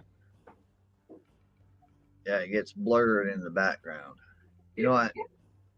Do I have the ability to turn this blur off? Did you turn it on to begin with? Yeah. Do I have to back out and rejoin? You should have. There might be settings on the bottom of the screen there where it says settings, and you might be able to change it. Let me do that. I'm gonna post up Cat Shepherd's comment while you're figuring that out, because they said on YouTube they said that Rob Reeds on YouTube just put out a video that we should bring the Anglo-Saxon Futhorc back as a writing system. I'm going to do that. Connected synthesis and other dots in Enigma. Listen, Kat, there is actually somebody who is developing a course for what they're referring to as the American Futharch. And I say Futharch with a CH sound on purpose because that is what the runic alphabet for American English is purposely called. If you go on YouTube, if you go on Instagram, if you go on Facebook, look for the Skaldic Eagle.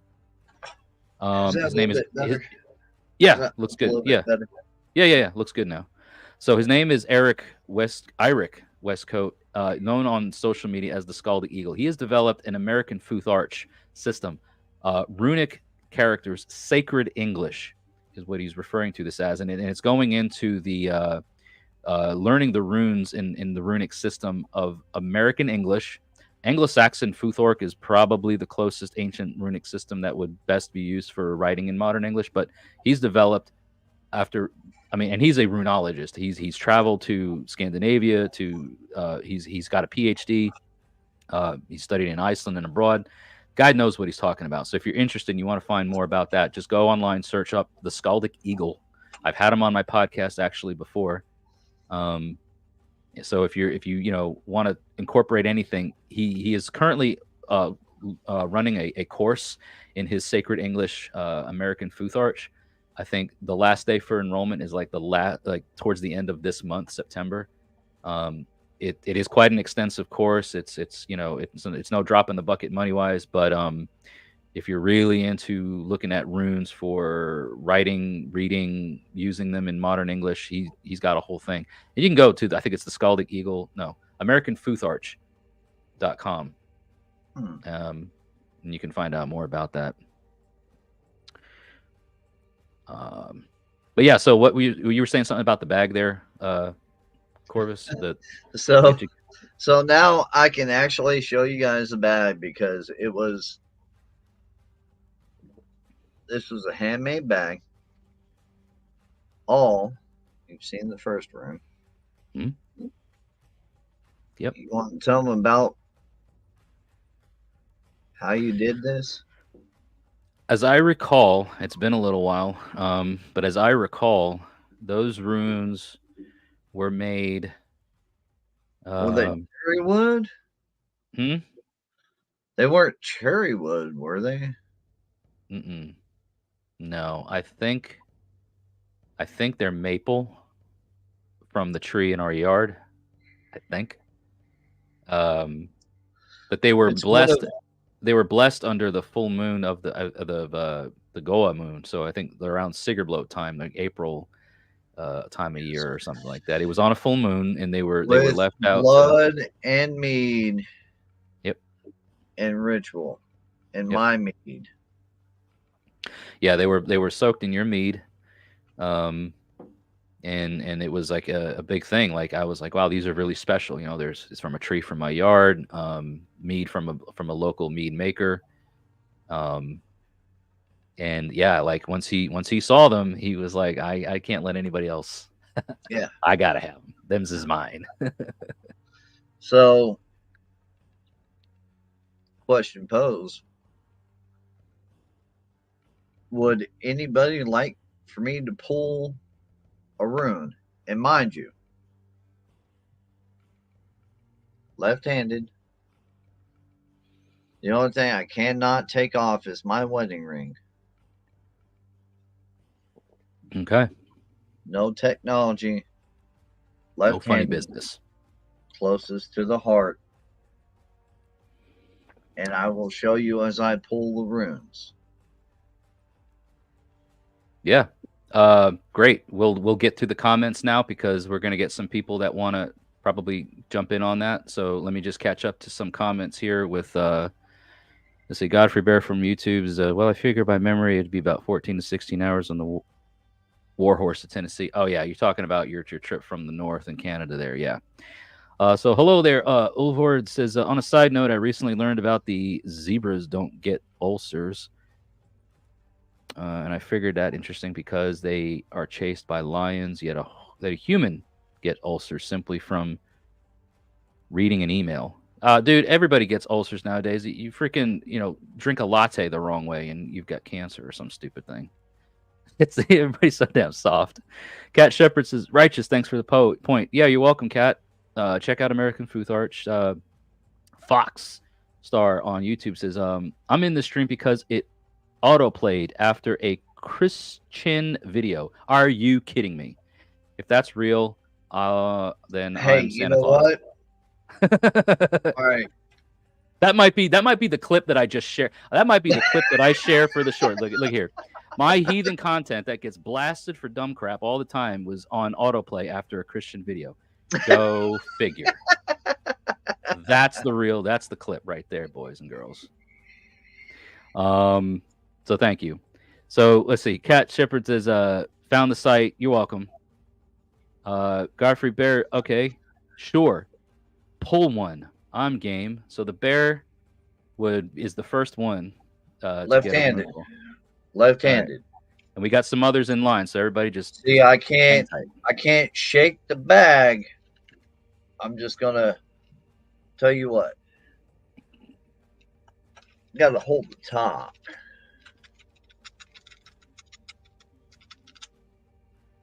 And I'm squeezing it. Left hand.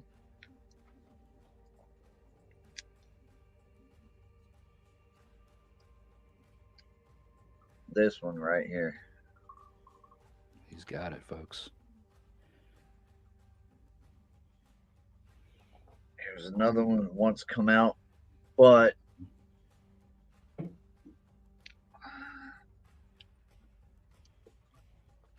I'm pulling it this way. A little stubborn. Okay. Othala. Yeah, so kind of hold it like top and bottom so that people can see the whole okay. Yeah. There you go. Pull it forward just a little bit. Othala. Heritage, ancestors, your ancestral inheritance, your ancestral heritage. It's all about the ancestors for you there, Godfrey Bear. Othala. Some people say Othala. You'll hear that you'll hear that pronunciation used more popularly, I think. But in most of the Proto-Germanic languages, including Old Norse, Old Saxon, Old English, the emphasis of the syllable always lands, well, I didn't say always, mostly and usually lands on the front syllable. So the correct pronunciation of the rune that most people will say is Othala is actually Othala. And that rune typically is associated with, again, ancestral lineage, ancestral heritage, ancestral It's inheritance. actually a very special rune to us. Hmm. Yep, you've pulled it before around here. Yeah, yeah. All right, thank you for that. Let's see who else wants one. Cat Shepherd would like one. They said yes, please, with a cat emoji. So coming right up, Cat. Here we go. Oh, Let him do his thing.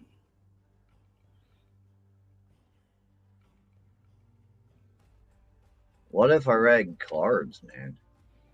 Hmm. That'd be quite That magic. would be interesting.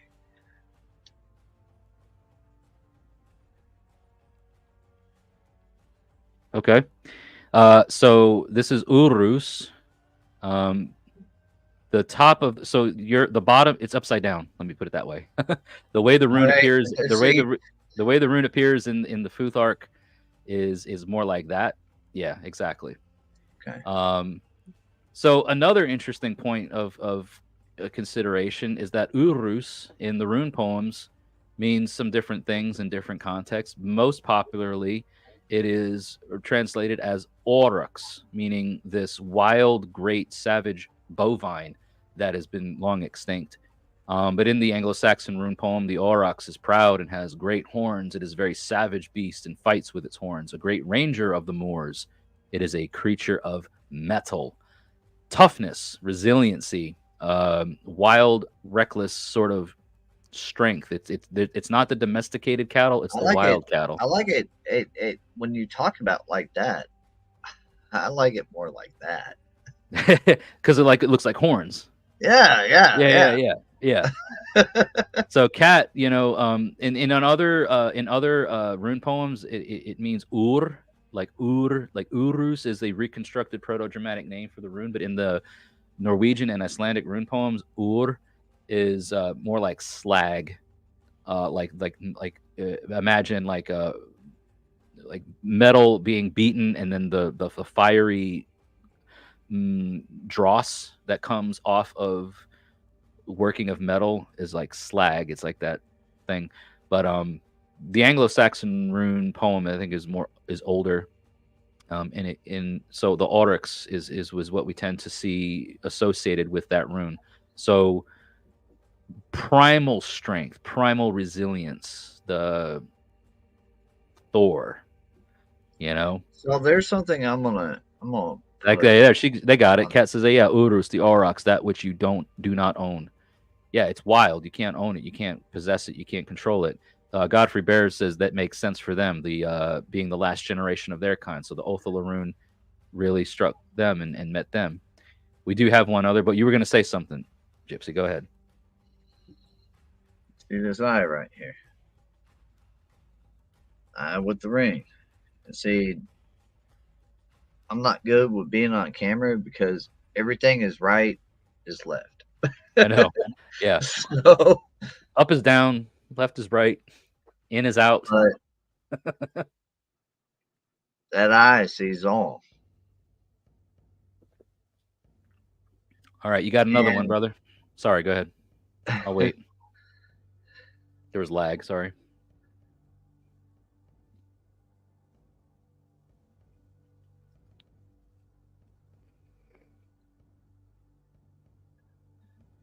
your strength. This is what you need to tap into. This is who you are. The things that you're going through right now are making you question, do you have what's inside of you?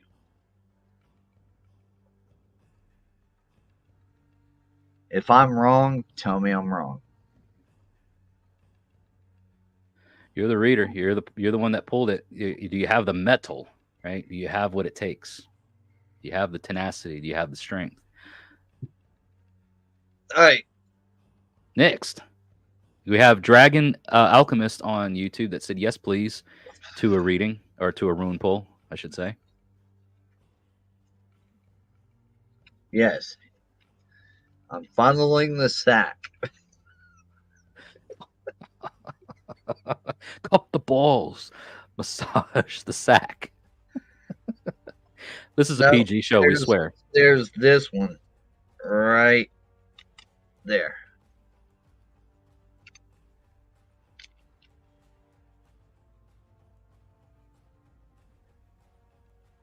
Okay. I think I know that one. Yep, you got that. Facing right. Yep, you got it. So this one is. It looks like the letter. It looks like the Latin letter P. Anybody in the comments that's watching want to give a shout at to what this rune is for Dragon Alchemist? I think we got a couple people in the comments that could probably tell us what this rune is. And I'll give my answer here in just a second. Godfrey Bear just was saying that they're their seventh generation of the seventh generation. After they're gone, they don't know who will be left to stand guard at the gates of the darkness. There'll be somebody, man. I'm sure there will be. I'm still wondering about that off. Okay, Nathaniel there. Nathaniel on says Wunyo, and you are correct. Also, Kat says Wunyo, and then Joy thereafter, followed up by Feisty. I'm almost familiar with this stuff, and I'm not. Well, stick around, Feisty. You might be new to the channel, but this is the Random Heathen Ramblings podcast, broadcasting live. My brother here on the side of me is pulling some runes that I made years ago that he acquired, and we've got Wunyo appearing for Dragon Alchemist on YouTube. And so the Wunyo rune does mean joy, or bliss. Might be able to do this. Or harmony. There are things that different words in the English language that we can associate this particular rune with, but Wunyo is joy or harmony or bliss. Right. It is a shared joy. It is the joy that comes from the exchange of things in the runic characters in the runic alphabet. Wunyo comes after Gebo. Gebo meaning gift in exchange. And so there is joy, there is harmony, there is blissfulness, there is peace. One of the rune poems says, bliss he enjoys, who knows not suffering, sorrow, nor anxiety, and has prosperity and happiness in a good enough house. All right. Have you had a recent windfall, just or recent development that you didn't expect, or just is somebody pregnant? Ooh, maybe that you don't know about. Well, now, pregnancy can carry so many emotions. I mean, joy can definitely be one of them. Shock, awe, amazement, wow, right? I feel like I went walking there for a minute. Shock, joy, amazement, wow, whoa. Tell me about it. Cat Shepherd says they definitely experience Wunyo at Red Rocks, and yeah, it is. It's that blissful joy. But Cat, Dragon Dancers was the last one that I pulled. Was it spot on? Was I wrong? So let me see. So Dragon Alchemist is the one that you got Wunyo for, and they say that I have an amazing opportunity dropped in my lap recently. Congratulations, my friend. Congratulations, indeed. Salud, skull. Yeah, I'll drink to that. See, that's the whole thing. When anything. Oh, you love the funny expressions. Well, they're abundant here. This is what it's about. It's random, it's heathen, and it's ramblings. We're just going to do all the things. I can tell you that. But that's one thing that people don't understand. When you actually enjoy everything that somebody goes through, and you're actually happy for them, that is true emotion. That is true feeling. Yeah. And it's the same when they go through their downtimes. You want to help. You want to give everything that you possibly can. That is spiritualism. That's your soul. Well, yeah. Well, one of the beautiful things I think of when I think of joy is that it's like you can experience those things even when the chips are down. You know, like it can be rough going, it can be tumultuous, but when you've got your joy, you've got everything. You know, you've got that inner bliss, you've got that harmony, you've got that connectedness to the sacred, you got that connectedness to the divine, to know that hey, whatever else is going on around here, that's you know a steaming pile of caca, you know, it's a steaming pile of doo doo, right? Okay, well, I still have my joy, and that is what is within us. It's what we manifest. It's what we uh, can control, right? And it's what we can share. Um, Feisty says, glad I could Next. make you laugh. Hold on, I'm gonna subscribe. Thank you for the subscription, Feisty. Appreciate that. We've just recently started doing these things. I'm Wait, I gonna take am. this one. Oh, they're already okay. So they said they're already subscribed. Well, cool. Thank you. I thought they were asking they were next. Oh, well, Feisty, do you Wait, want? Do she you said want? Do you want? I am. Do you want the gypsy over here? Look, I got to do the stupid thing with the freaking mirrored whatever. I'm over here pointing to this guy, and he's not around the corner, around the That guy. corner, and Yeah, over yeah. here, Oh, whatever. wait. How, it's Let's, wait. let's Is it wiggle. that way? Okay, yeah. That way. Yeah, if you want him to Reach pull all the a. way over. Oh, they say no thanks. That's okay. That's all right. That's fine. We'll welcome the we'll welcome the spectators equally as the participants. You know. Now listen, guys. Everybody that watches my content knows I don't do the rune readings live or whatever in this context. We're live streaming right now, and this is becoming a podcast episode. He's at his house. I'm at mine. Right. I suggested it. I was like, hey, Let's do it. what if I pull the runes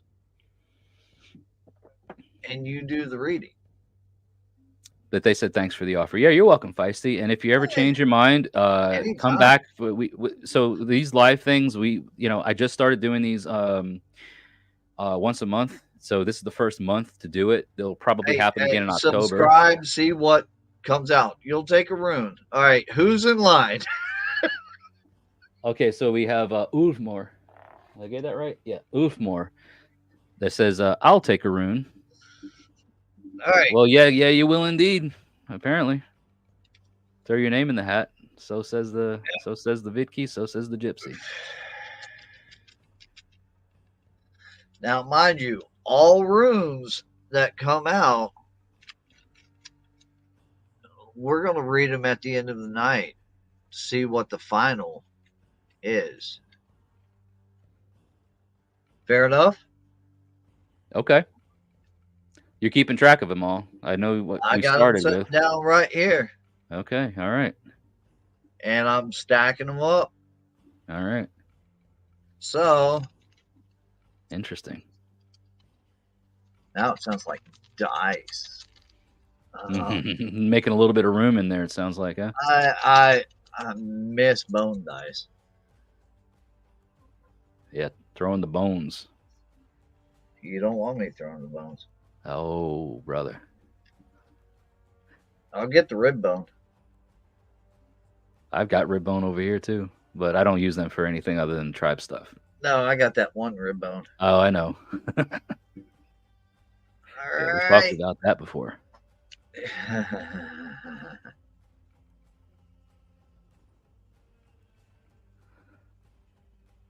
Oh, there you go.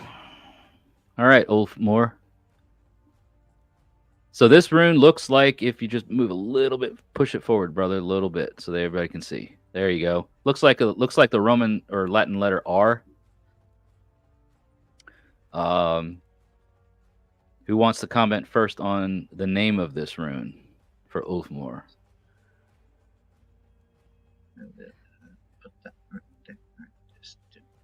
It looks like the letter R in the Elder Futhark. It's in the Younger Futhark too, actually. It appears in both the Anglo-Saxon and Norwegian and Icelandic rune poems. Hold on, I'm sorry, my cat. Hold my cat. Okay.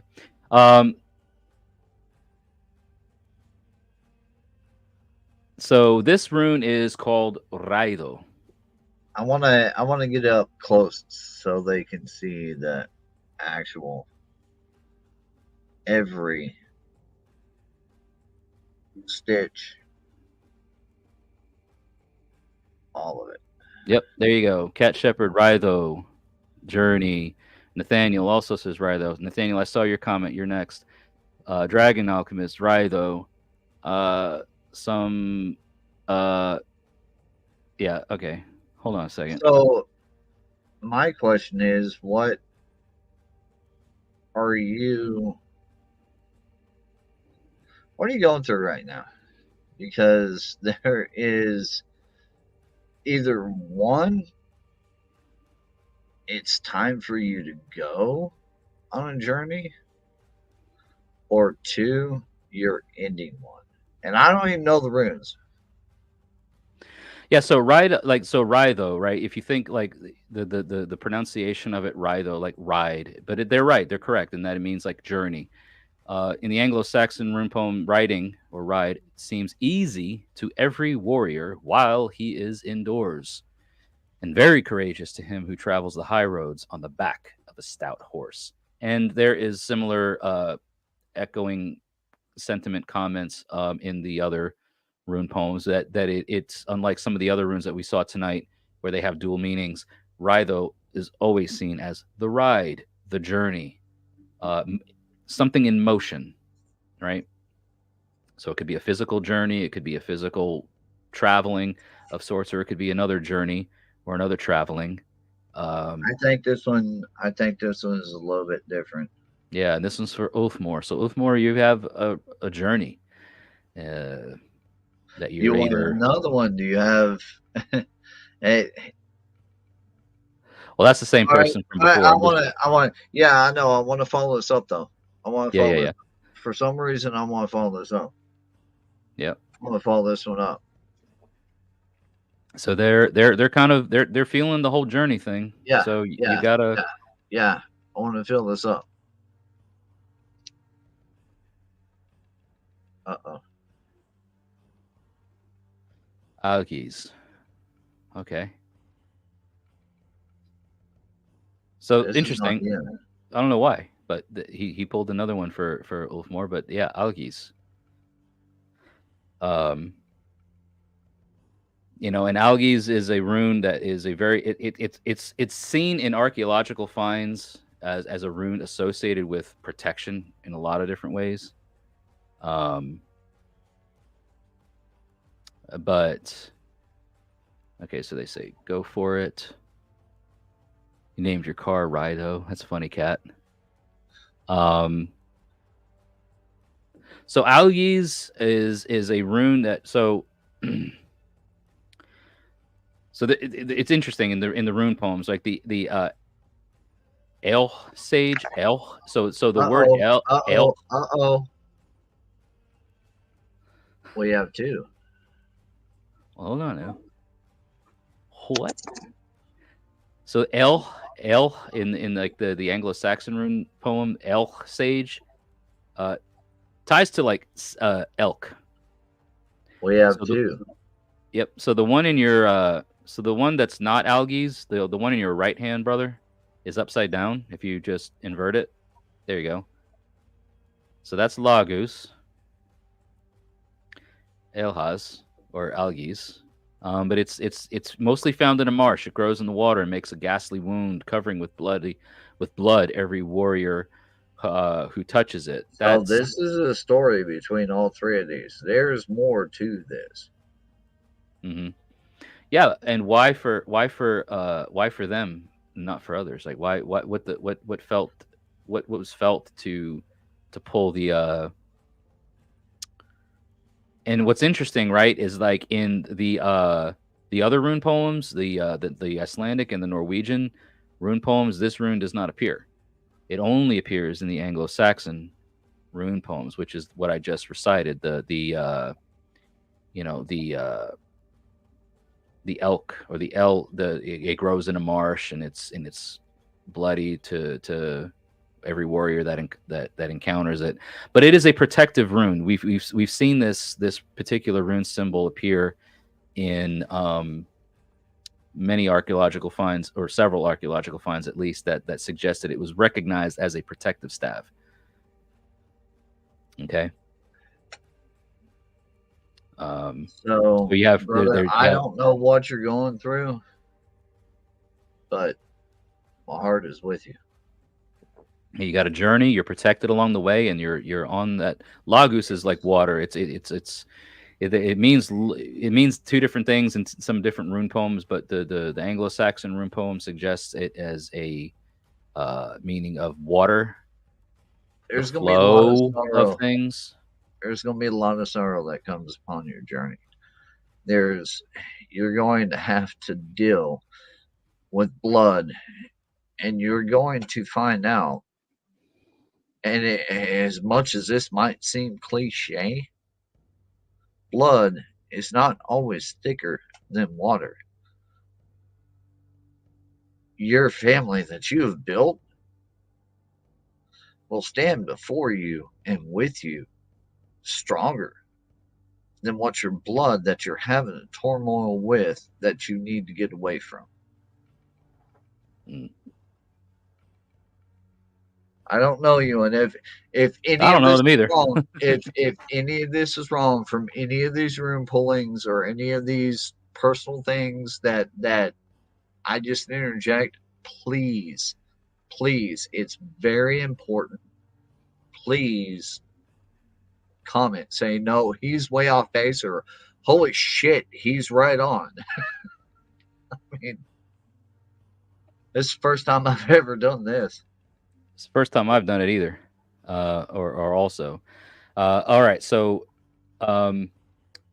let's see. So we had a comment from a YouTuber. His name or their name was Hezekiah Myers. They want one, but we're going to do Nathaniel on Facebook first because they commented earlier. So Nathaniel says, "Okay, I'm in." They want one pulled. All right.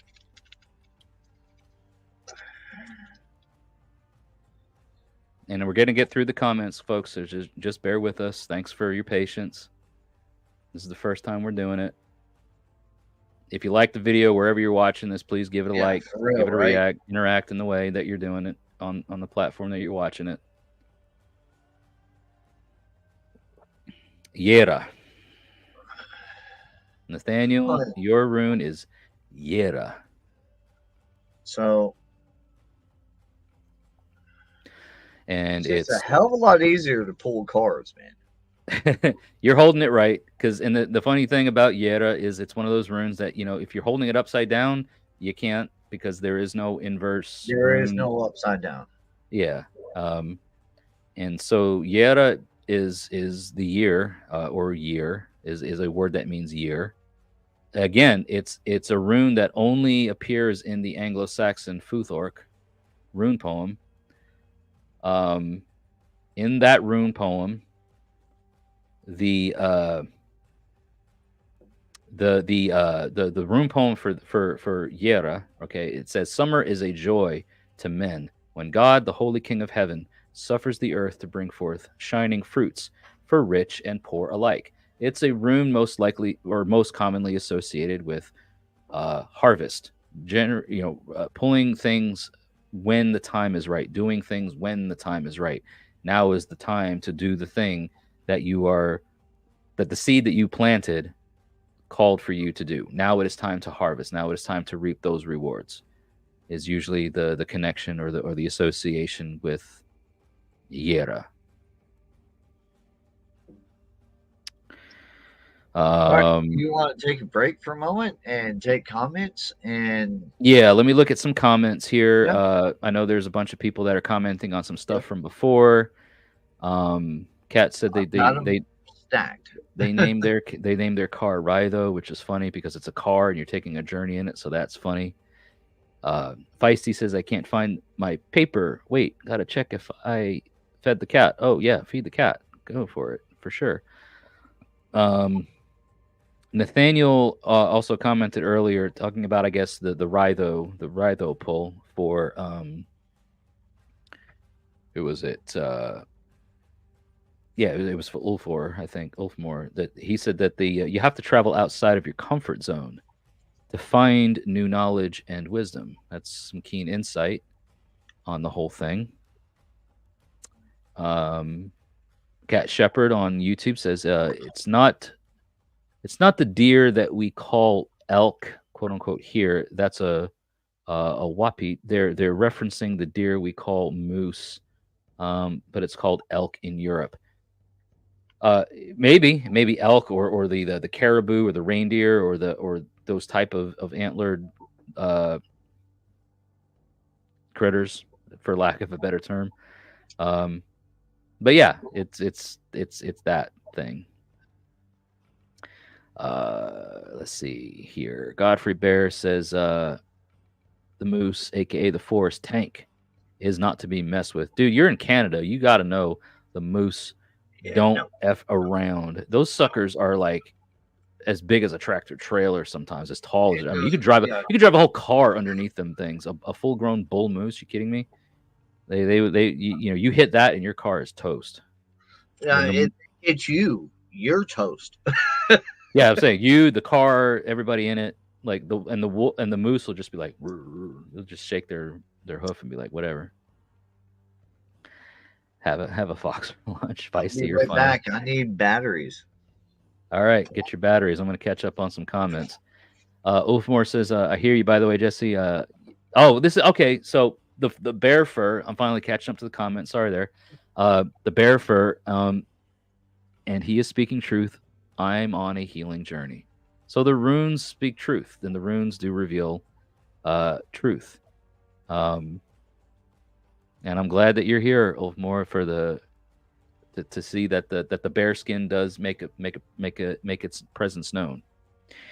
You'll be okay. I'll cool. Thank you, Godfrey Bear. Then again, I've been hitting the head a lot. You guys are great. Thanks for the comments. Back to the last comment. I'm just going to post up here on screen. So Hezekiah Myers asked earlier if we could pull a rune for them. Hezekiah, if you're still watching, then you're next. You're going to be next in live, and we're going now for over 2 hours. This is going to be a hell of a podcast for the rest of the week, guys. So for you, those of you that don't listen to the podcast or watch me normally on Patreon, this is a rare treat, and you're getting a chance to kind of interact and be part of something that is unprecedented in Random Heathen Ramblings podcast history. But Hezekiah Myers, your rune reading is next. We're going to come back to you as soon as the Gypsy gets back to the screen to pull the rune for you. So thank you, Feisty. So you did really cool. Well, thank you and appreciate that. Even if this is not your normal content, again, this is a live stream that I'm doing as part of my podcast schedule. I do podcasts every week on Thursdays. Normally I have guests, or sometimes I do them solo. But we're introducing something a little bit new for the listeners, for the viewers. We're doing a sort of once a month live stream where we get interaction like this and make it a bit fun and interactive. Godfrey Barris has had a female and newborn in the yard, talking about a female and newborn moose in the yard this spring, along with a young black bear. Sounds like a good time. All right. Sounds like food. sounds like a buffet, I guess. So I don't know if they're still in the chat or not, but we were going through everybody, and earlier we had a person Hezekiah Myers on YouTube ask, could you pull a rune for me? So maybe they'll catch this on the replay, or maybe they're still watching. Not sure, but they were here, so let's hit them up. They haven't commented back yet if they're still here, but in respect of their request, we will acquiesce. So all this, you see how I'm pulling it, It's all. I haven't had any. Yeah. I haven't had any backs. Right. All right. So for YouTube commenter there, Hezekiah Myers, the rune pulled for you was Isa. Okay. It's a bit self-explanatory. It's the Eye of Mordor. Oh, there we go. Hezekiah is still here. Wonderful. All right. So Hezekiah, your rune pull is Isa. Okay. And in pretty much all the rune poems, it means the same thing. It means ice. And ice in the sense of, right, there's ice is one of those things. Obviously it's very cold, it freezes, it can kill, Well, but there it's is also water. stillness. It's also water though. It In the aspect that like water is scientifically goes through all stages, gas, liquid, and solid. So it's right. malleable. Hmm. So even in its solid form, ice as water is still in a sort of motion. It's paused. Motion is going to come when it thaws, but in its fluidity, in the water's fluidity, it is now stopped. It is paused. So there is some connections with Isa and the rune Isa and its meaning of ice as this sort of pause, stillness, isolation ideology, right? So there's something about you But focusing on you, ice, focusing on the isolation, focusing on the stillness, focusing on the pause. It's not about a fluid motion, it's about the pause of the motion to reflect or introspection or things like that is usually what Isa gets um, associated but with. ice still can break stone. Yeah, ice is still, I mean, there's still a destructive element to ice. Um, the frozen aspect of it, it can break stone. It can erode rock. It can move mountains. You know, so there's a lot to And the ice aspect of it. here in Tennessee, I don't know where you live, but here in Tennessee, one of the most beautiful things that I've seen has been in between two train tunnels where all throughout the year it trickles down. But at certain times of the year, it's nothing but an ice cascade all the way around about 4 foot thick. And it is just solid icicles. You can Mhm. if you're good enough to break them off with your hand, it's literally as big as your hand. Oh yeah, dude. I'm from the north, man. Where like icicles that would come from the water that leaked out of the mountain, it would form icicles that could probably the weight and everything of them could pierce the chassis of a car. Um, Oh if yeah, given the chance, you know what I'm saying? Like they're massive, and they don't thaw until the early, like to the late spring. So ice is dangerous. Ice is treacherous. And there's a lot about Isa that you can take metaphorically, literally. You know, so the stillness, the pause, the isolation, the introspection, the what is you, right, is usually what gets it associated with most of the time. But yeah, there it is for you. all right. So some comments I'm just going to catch up on. I don't count the murder of crows that are always around me. That my dad is making sure I know he's here and watching me. Well, crows. See That's from Godfrey Bear. That's from that our northern that bear. that that will come into my realm. um, Yeah, Corvus. so crows as creatures remember people. It's just been time and time documented. Um, On my own accounts, if there's a day I don't see a crow, I'm worried.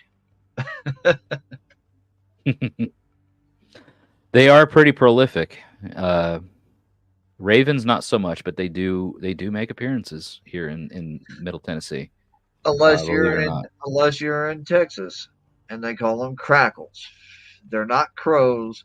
They're not actual. Aren't grackles a thing, or like Crackles. They're yeah, but crackles. they just hatch They're somebody they're else's they're egg. wannabe crows. Oh yeah, posers. Posers.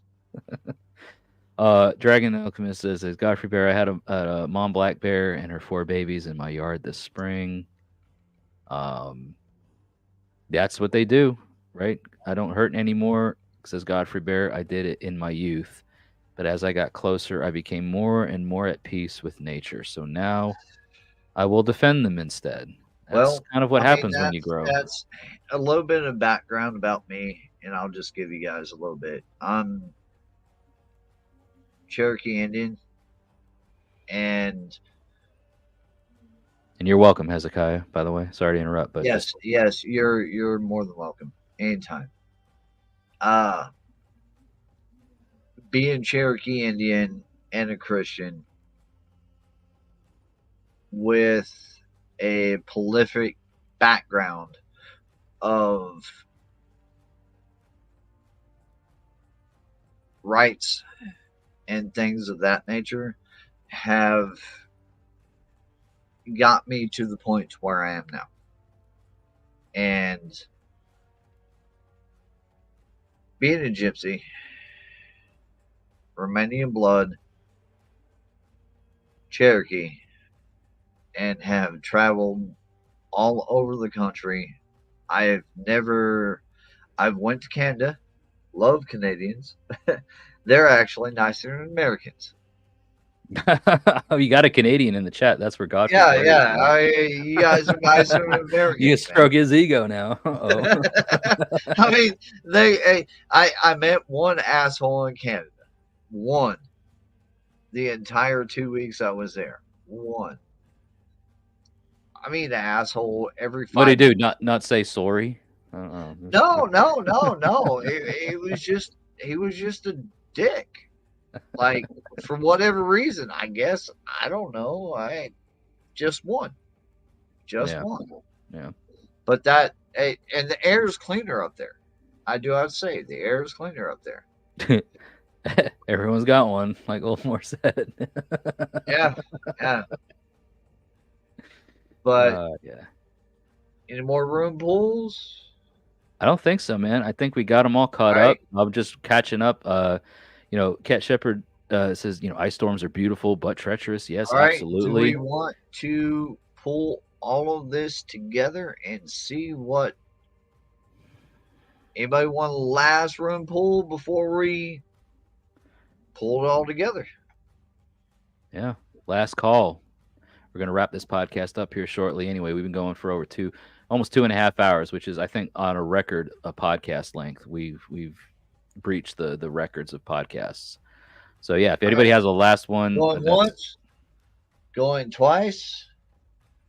Sold to the man with the long. All right, write these down. If you haven't already. Who, me? Oh, I guess Yeah. I should, right? I'm the host. I should be the one that does it. Yeah, duh. That's correct, right? Yeah. K-Naz, yep. All right. It's first. That was one that jumped out. Yep. Yeah, I don't know if that was anyone's rune pull. That was just the one that started the whole thing. Othala. Okay. Yep.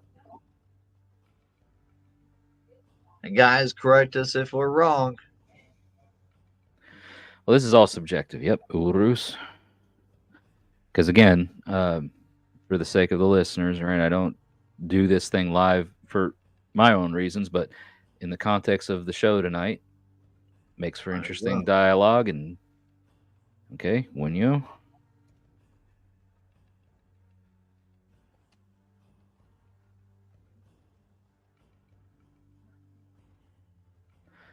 Raido. Yep. All right, now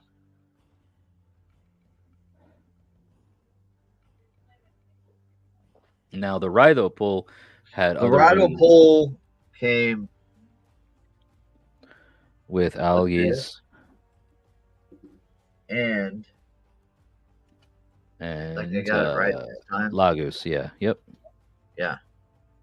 So that was a pull separate, Mm-hmm. but it was still the same pull Mm-hmm. of this rune set. Mm-hmm.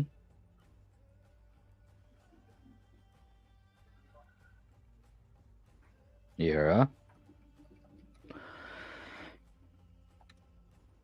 Yep. Got it. And the final. So okay. Here's what's interesting. Well, Okay. you want a rune pull for you? Being the No. host? No. And I'll say why in just a minute. But thank you for the question. But thank you for the offer. The reason why is because we start off Kenas, Otala, Urus, Unyo. 4. Raido, Algis, Lagus. 3. Yera, Isa. 2. 2. We need one more rune. A final rune pull.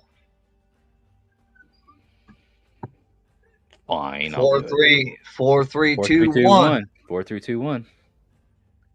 I mean, let's do it. Yeah, sure. tell you what.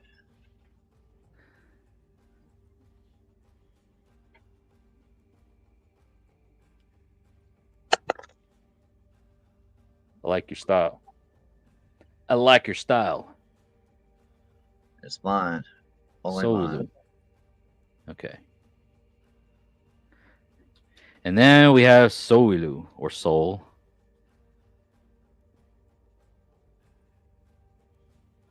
Which in all the rune poems is the sun, right? So it just soul in one rune poem, Soilu or whatever in Proto-Germanic, but it is sun. Yeah. Wow. Yeah. So the sun is the shield of the clouds, a shining ray, and a destroyer.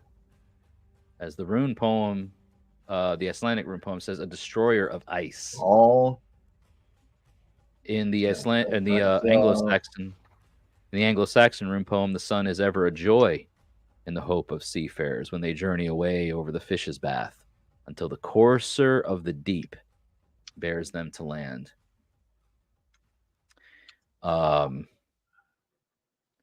In the English translation of the Norwegian rune poem, it is sun is the light of the world. I bow to the divine decree. In every rune poem that exists, in every ancient rune poem that exists, Soilu, soul, is the sun. Just as Cat Shepherd commented on YouTube there, Soilu, soul is the sun.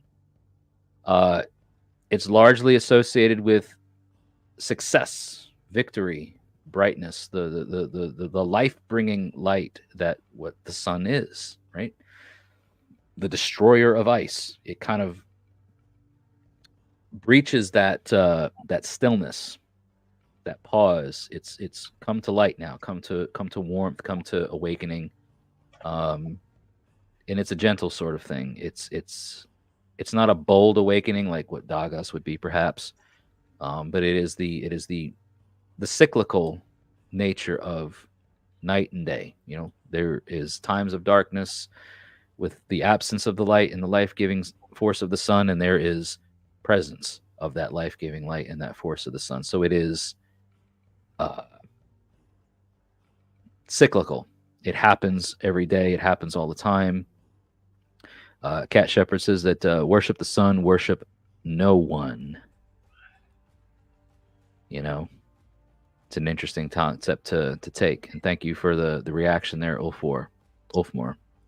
So we have a 4-3-2-1 sequence of rune pulls tonight. Kenaz, Othala, Urus, and Wunyo in the first.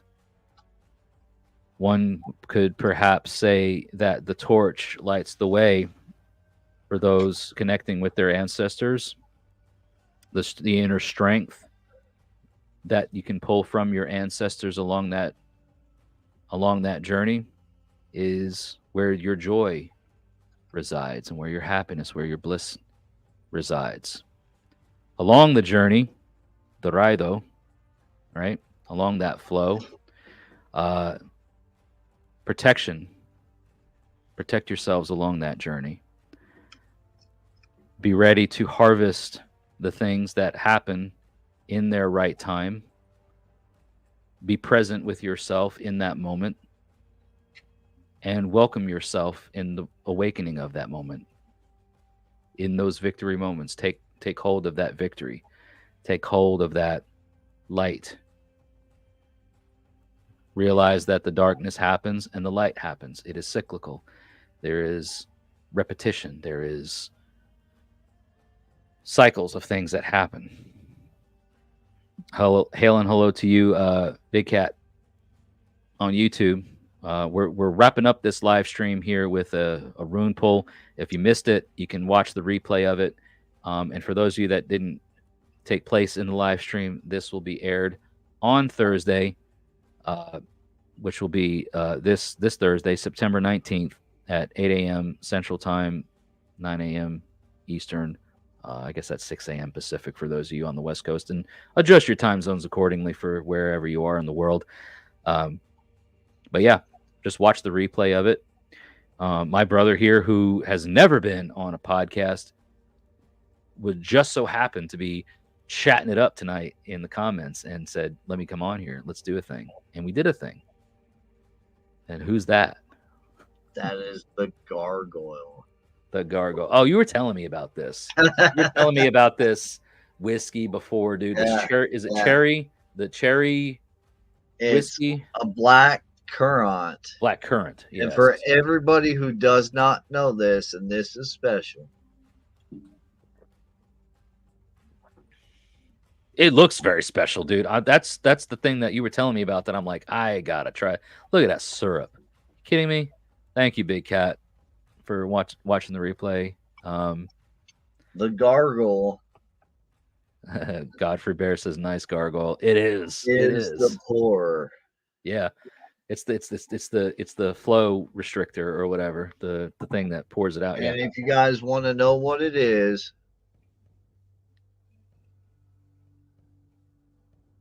Von Payne Black. Von Payne.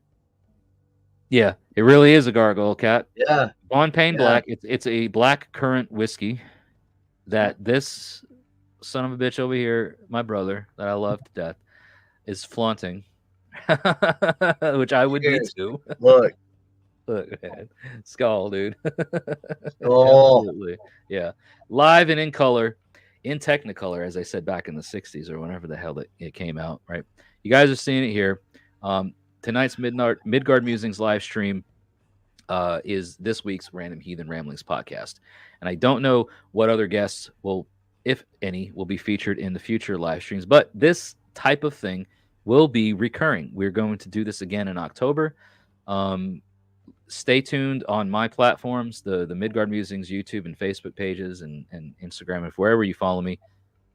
Stay tuned because I will be doing these once a month going forward. I feel like this is a really great way to interact with the community and get people sharing their thoughts. Godfrey Bear says, I'll be bringing things for you from here.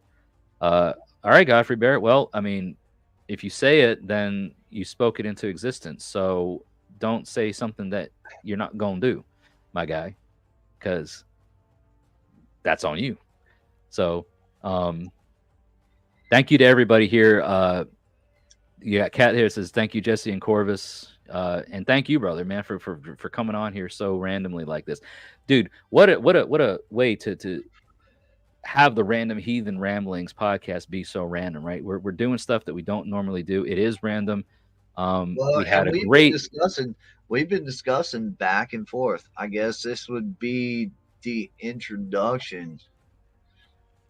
I guess so, man. Because we have been talking about a Christian view. Yeah.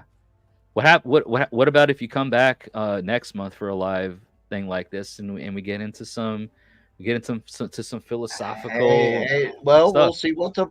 we'll see what the poll says. We'll see what happens, right? You guys out here listening and watching, do you want Corvus here to come back on and throw his ugly mug on screen? You want that to happen? Then just let us know in the comments, because the Dragon Alchemist says, thank you. This was a fun night. And I agree. I had fun, and I'm glad you did too. Nathaniel says, later, Jesse. Always nice to see you, my friend. Take care. Corvus, night, everyone. Go with the gods. Yes, absolutely. To you, Nathaniel, as well. Love you guys. Be safe. Yeah. Thank you all for be your safe. hospitality. Oh, yeah, man. Absolutely. We'll be looking forward to having you back. So everybody here, I'm going to wrap it up now, and I'm going to give my farewell. I'm going to sign off as I always do. Corvus, you just hang around for just a minute once I stop the recording. Godfrey Bear says, yeah, he's great. So if the bear says it, then I think that might speak for everybody. But I don't mess with bears, man. Yeah, I don't either, man. I got this beautiful fur here from a kind viewer and a kind supporter, and that's about as far as I go with it all. So yeah, Godfrey Bear says that you're good people. Cat Shepherd agrees as well. So it feels like it's a kind of unanimous vote that, yeah, bring him back on the show. So guys and gals, ladies and gentlemen, boys and girls, pets of all ages and genders. You guys, thank you so much. Yeah, I'll let him sign off. Yeah. So good evening. As you folks are here watching and listening to the live stream, don't forget that the podcast is normally broadcasted on every Thursday morning on multiple audio platforms. That is Spotify, Apple Music, Google, Pandora, iHeartRadio, a bunch of them. If you head to the description below or go to my Linktree link that's posted in all my videos, you'll find the Linktree link that shares all of my social medias, including all of everything that you can find me on. So follow me there. Subscribe if you want to the YouTube, to the Facebook. If you want to watch my normal videos that happen with other guests and myself, you're going to have to come onto my Patreon page. It is a $1 a month pledge. And by the way, you don't have to renew your $1 pledge every month. You can pledge your $1, binge watch a bunch of videos, and cancel it. No skin off of my teeth, no skin off my back. If I'm in it, I get a quarter. Yeah, you get the gypsy discount or some such thing. But yeah, you all are welcome to become patrons on Patreon to watch the normal video versions. This stuff will be up on my YouTube indefinitely, the once a month versions like this. So anyway, you can do all that. I appreciate it. For everybody that's listening to this that doesn't catch it live, remember, you can find me on YouTube. We'll do this once a month, and stay tuned to my public posts on social media so you know when in the future I'm going to be doing this. The dates and times are yet to be determined, but it will be a once a month thing on Monday nights. We just got to figure out the sequence and order of things. I will be announcing it, and you can all be here and be a part of it. And maybe Corvus will be here for the future as well. We shall see. Who knows? But in the meantime, for everybody that has tuned in and watched this milestone episode of the Random Heathen Ramblings podcast, almost 3 hours long. If you made it this far and you're here, congratulations. Thank you so much for being here. Find all the links in the description or the show notes section of the podcast for all the supporters, the sponsors of Fire on the Mountain. All of it's down there. Check it all out. Show them your support in any way that you can. I appreciate all of your support for what I do here on this platform. So to everybody here that's joined me today, and to my very special brother and friend, Corvus the Gypsy, thank you very much, brother. And thank you all for tuning in and watching this live stream. And until we see each other again, for everybody else, may the gods continue to notice you, and may your ancestors smile upon you. We'll see you in the next one.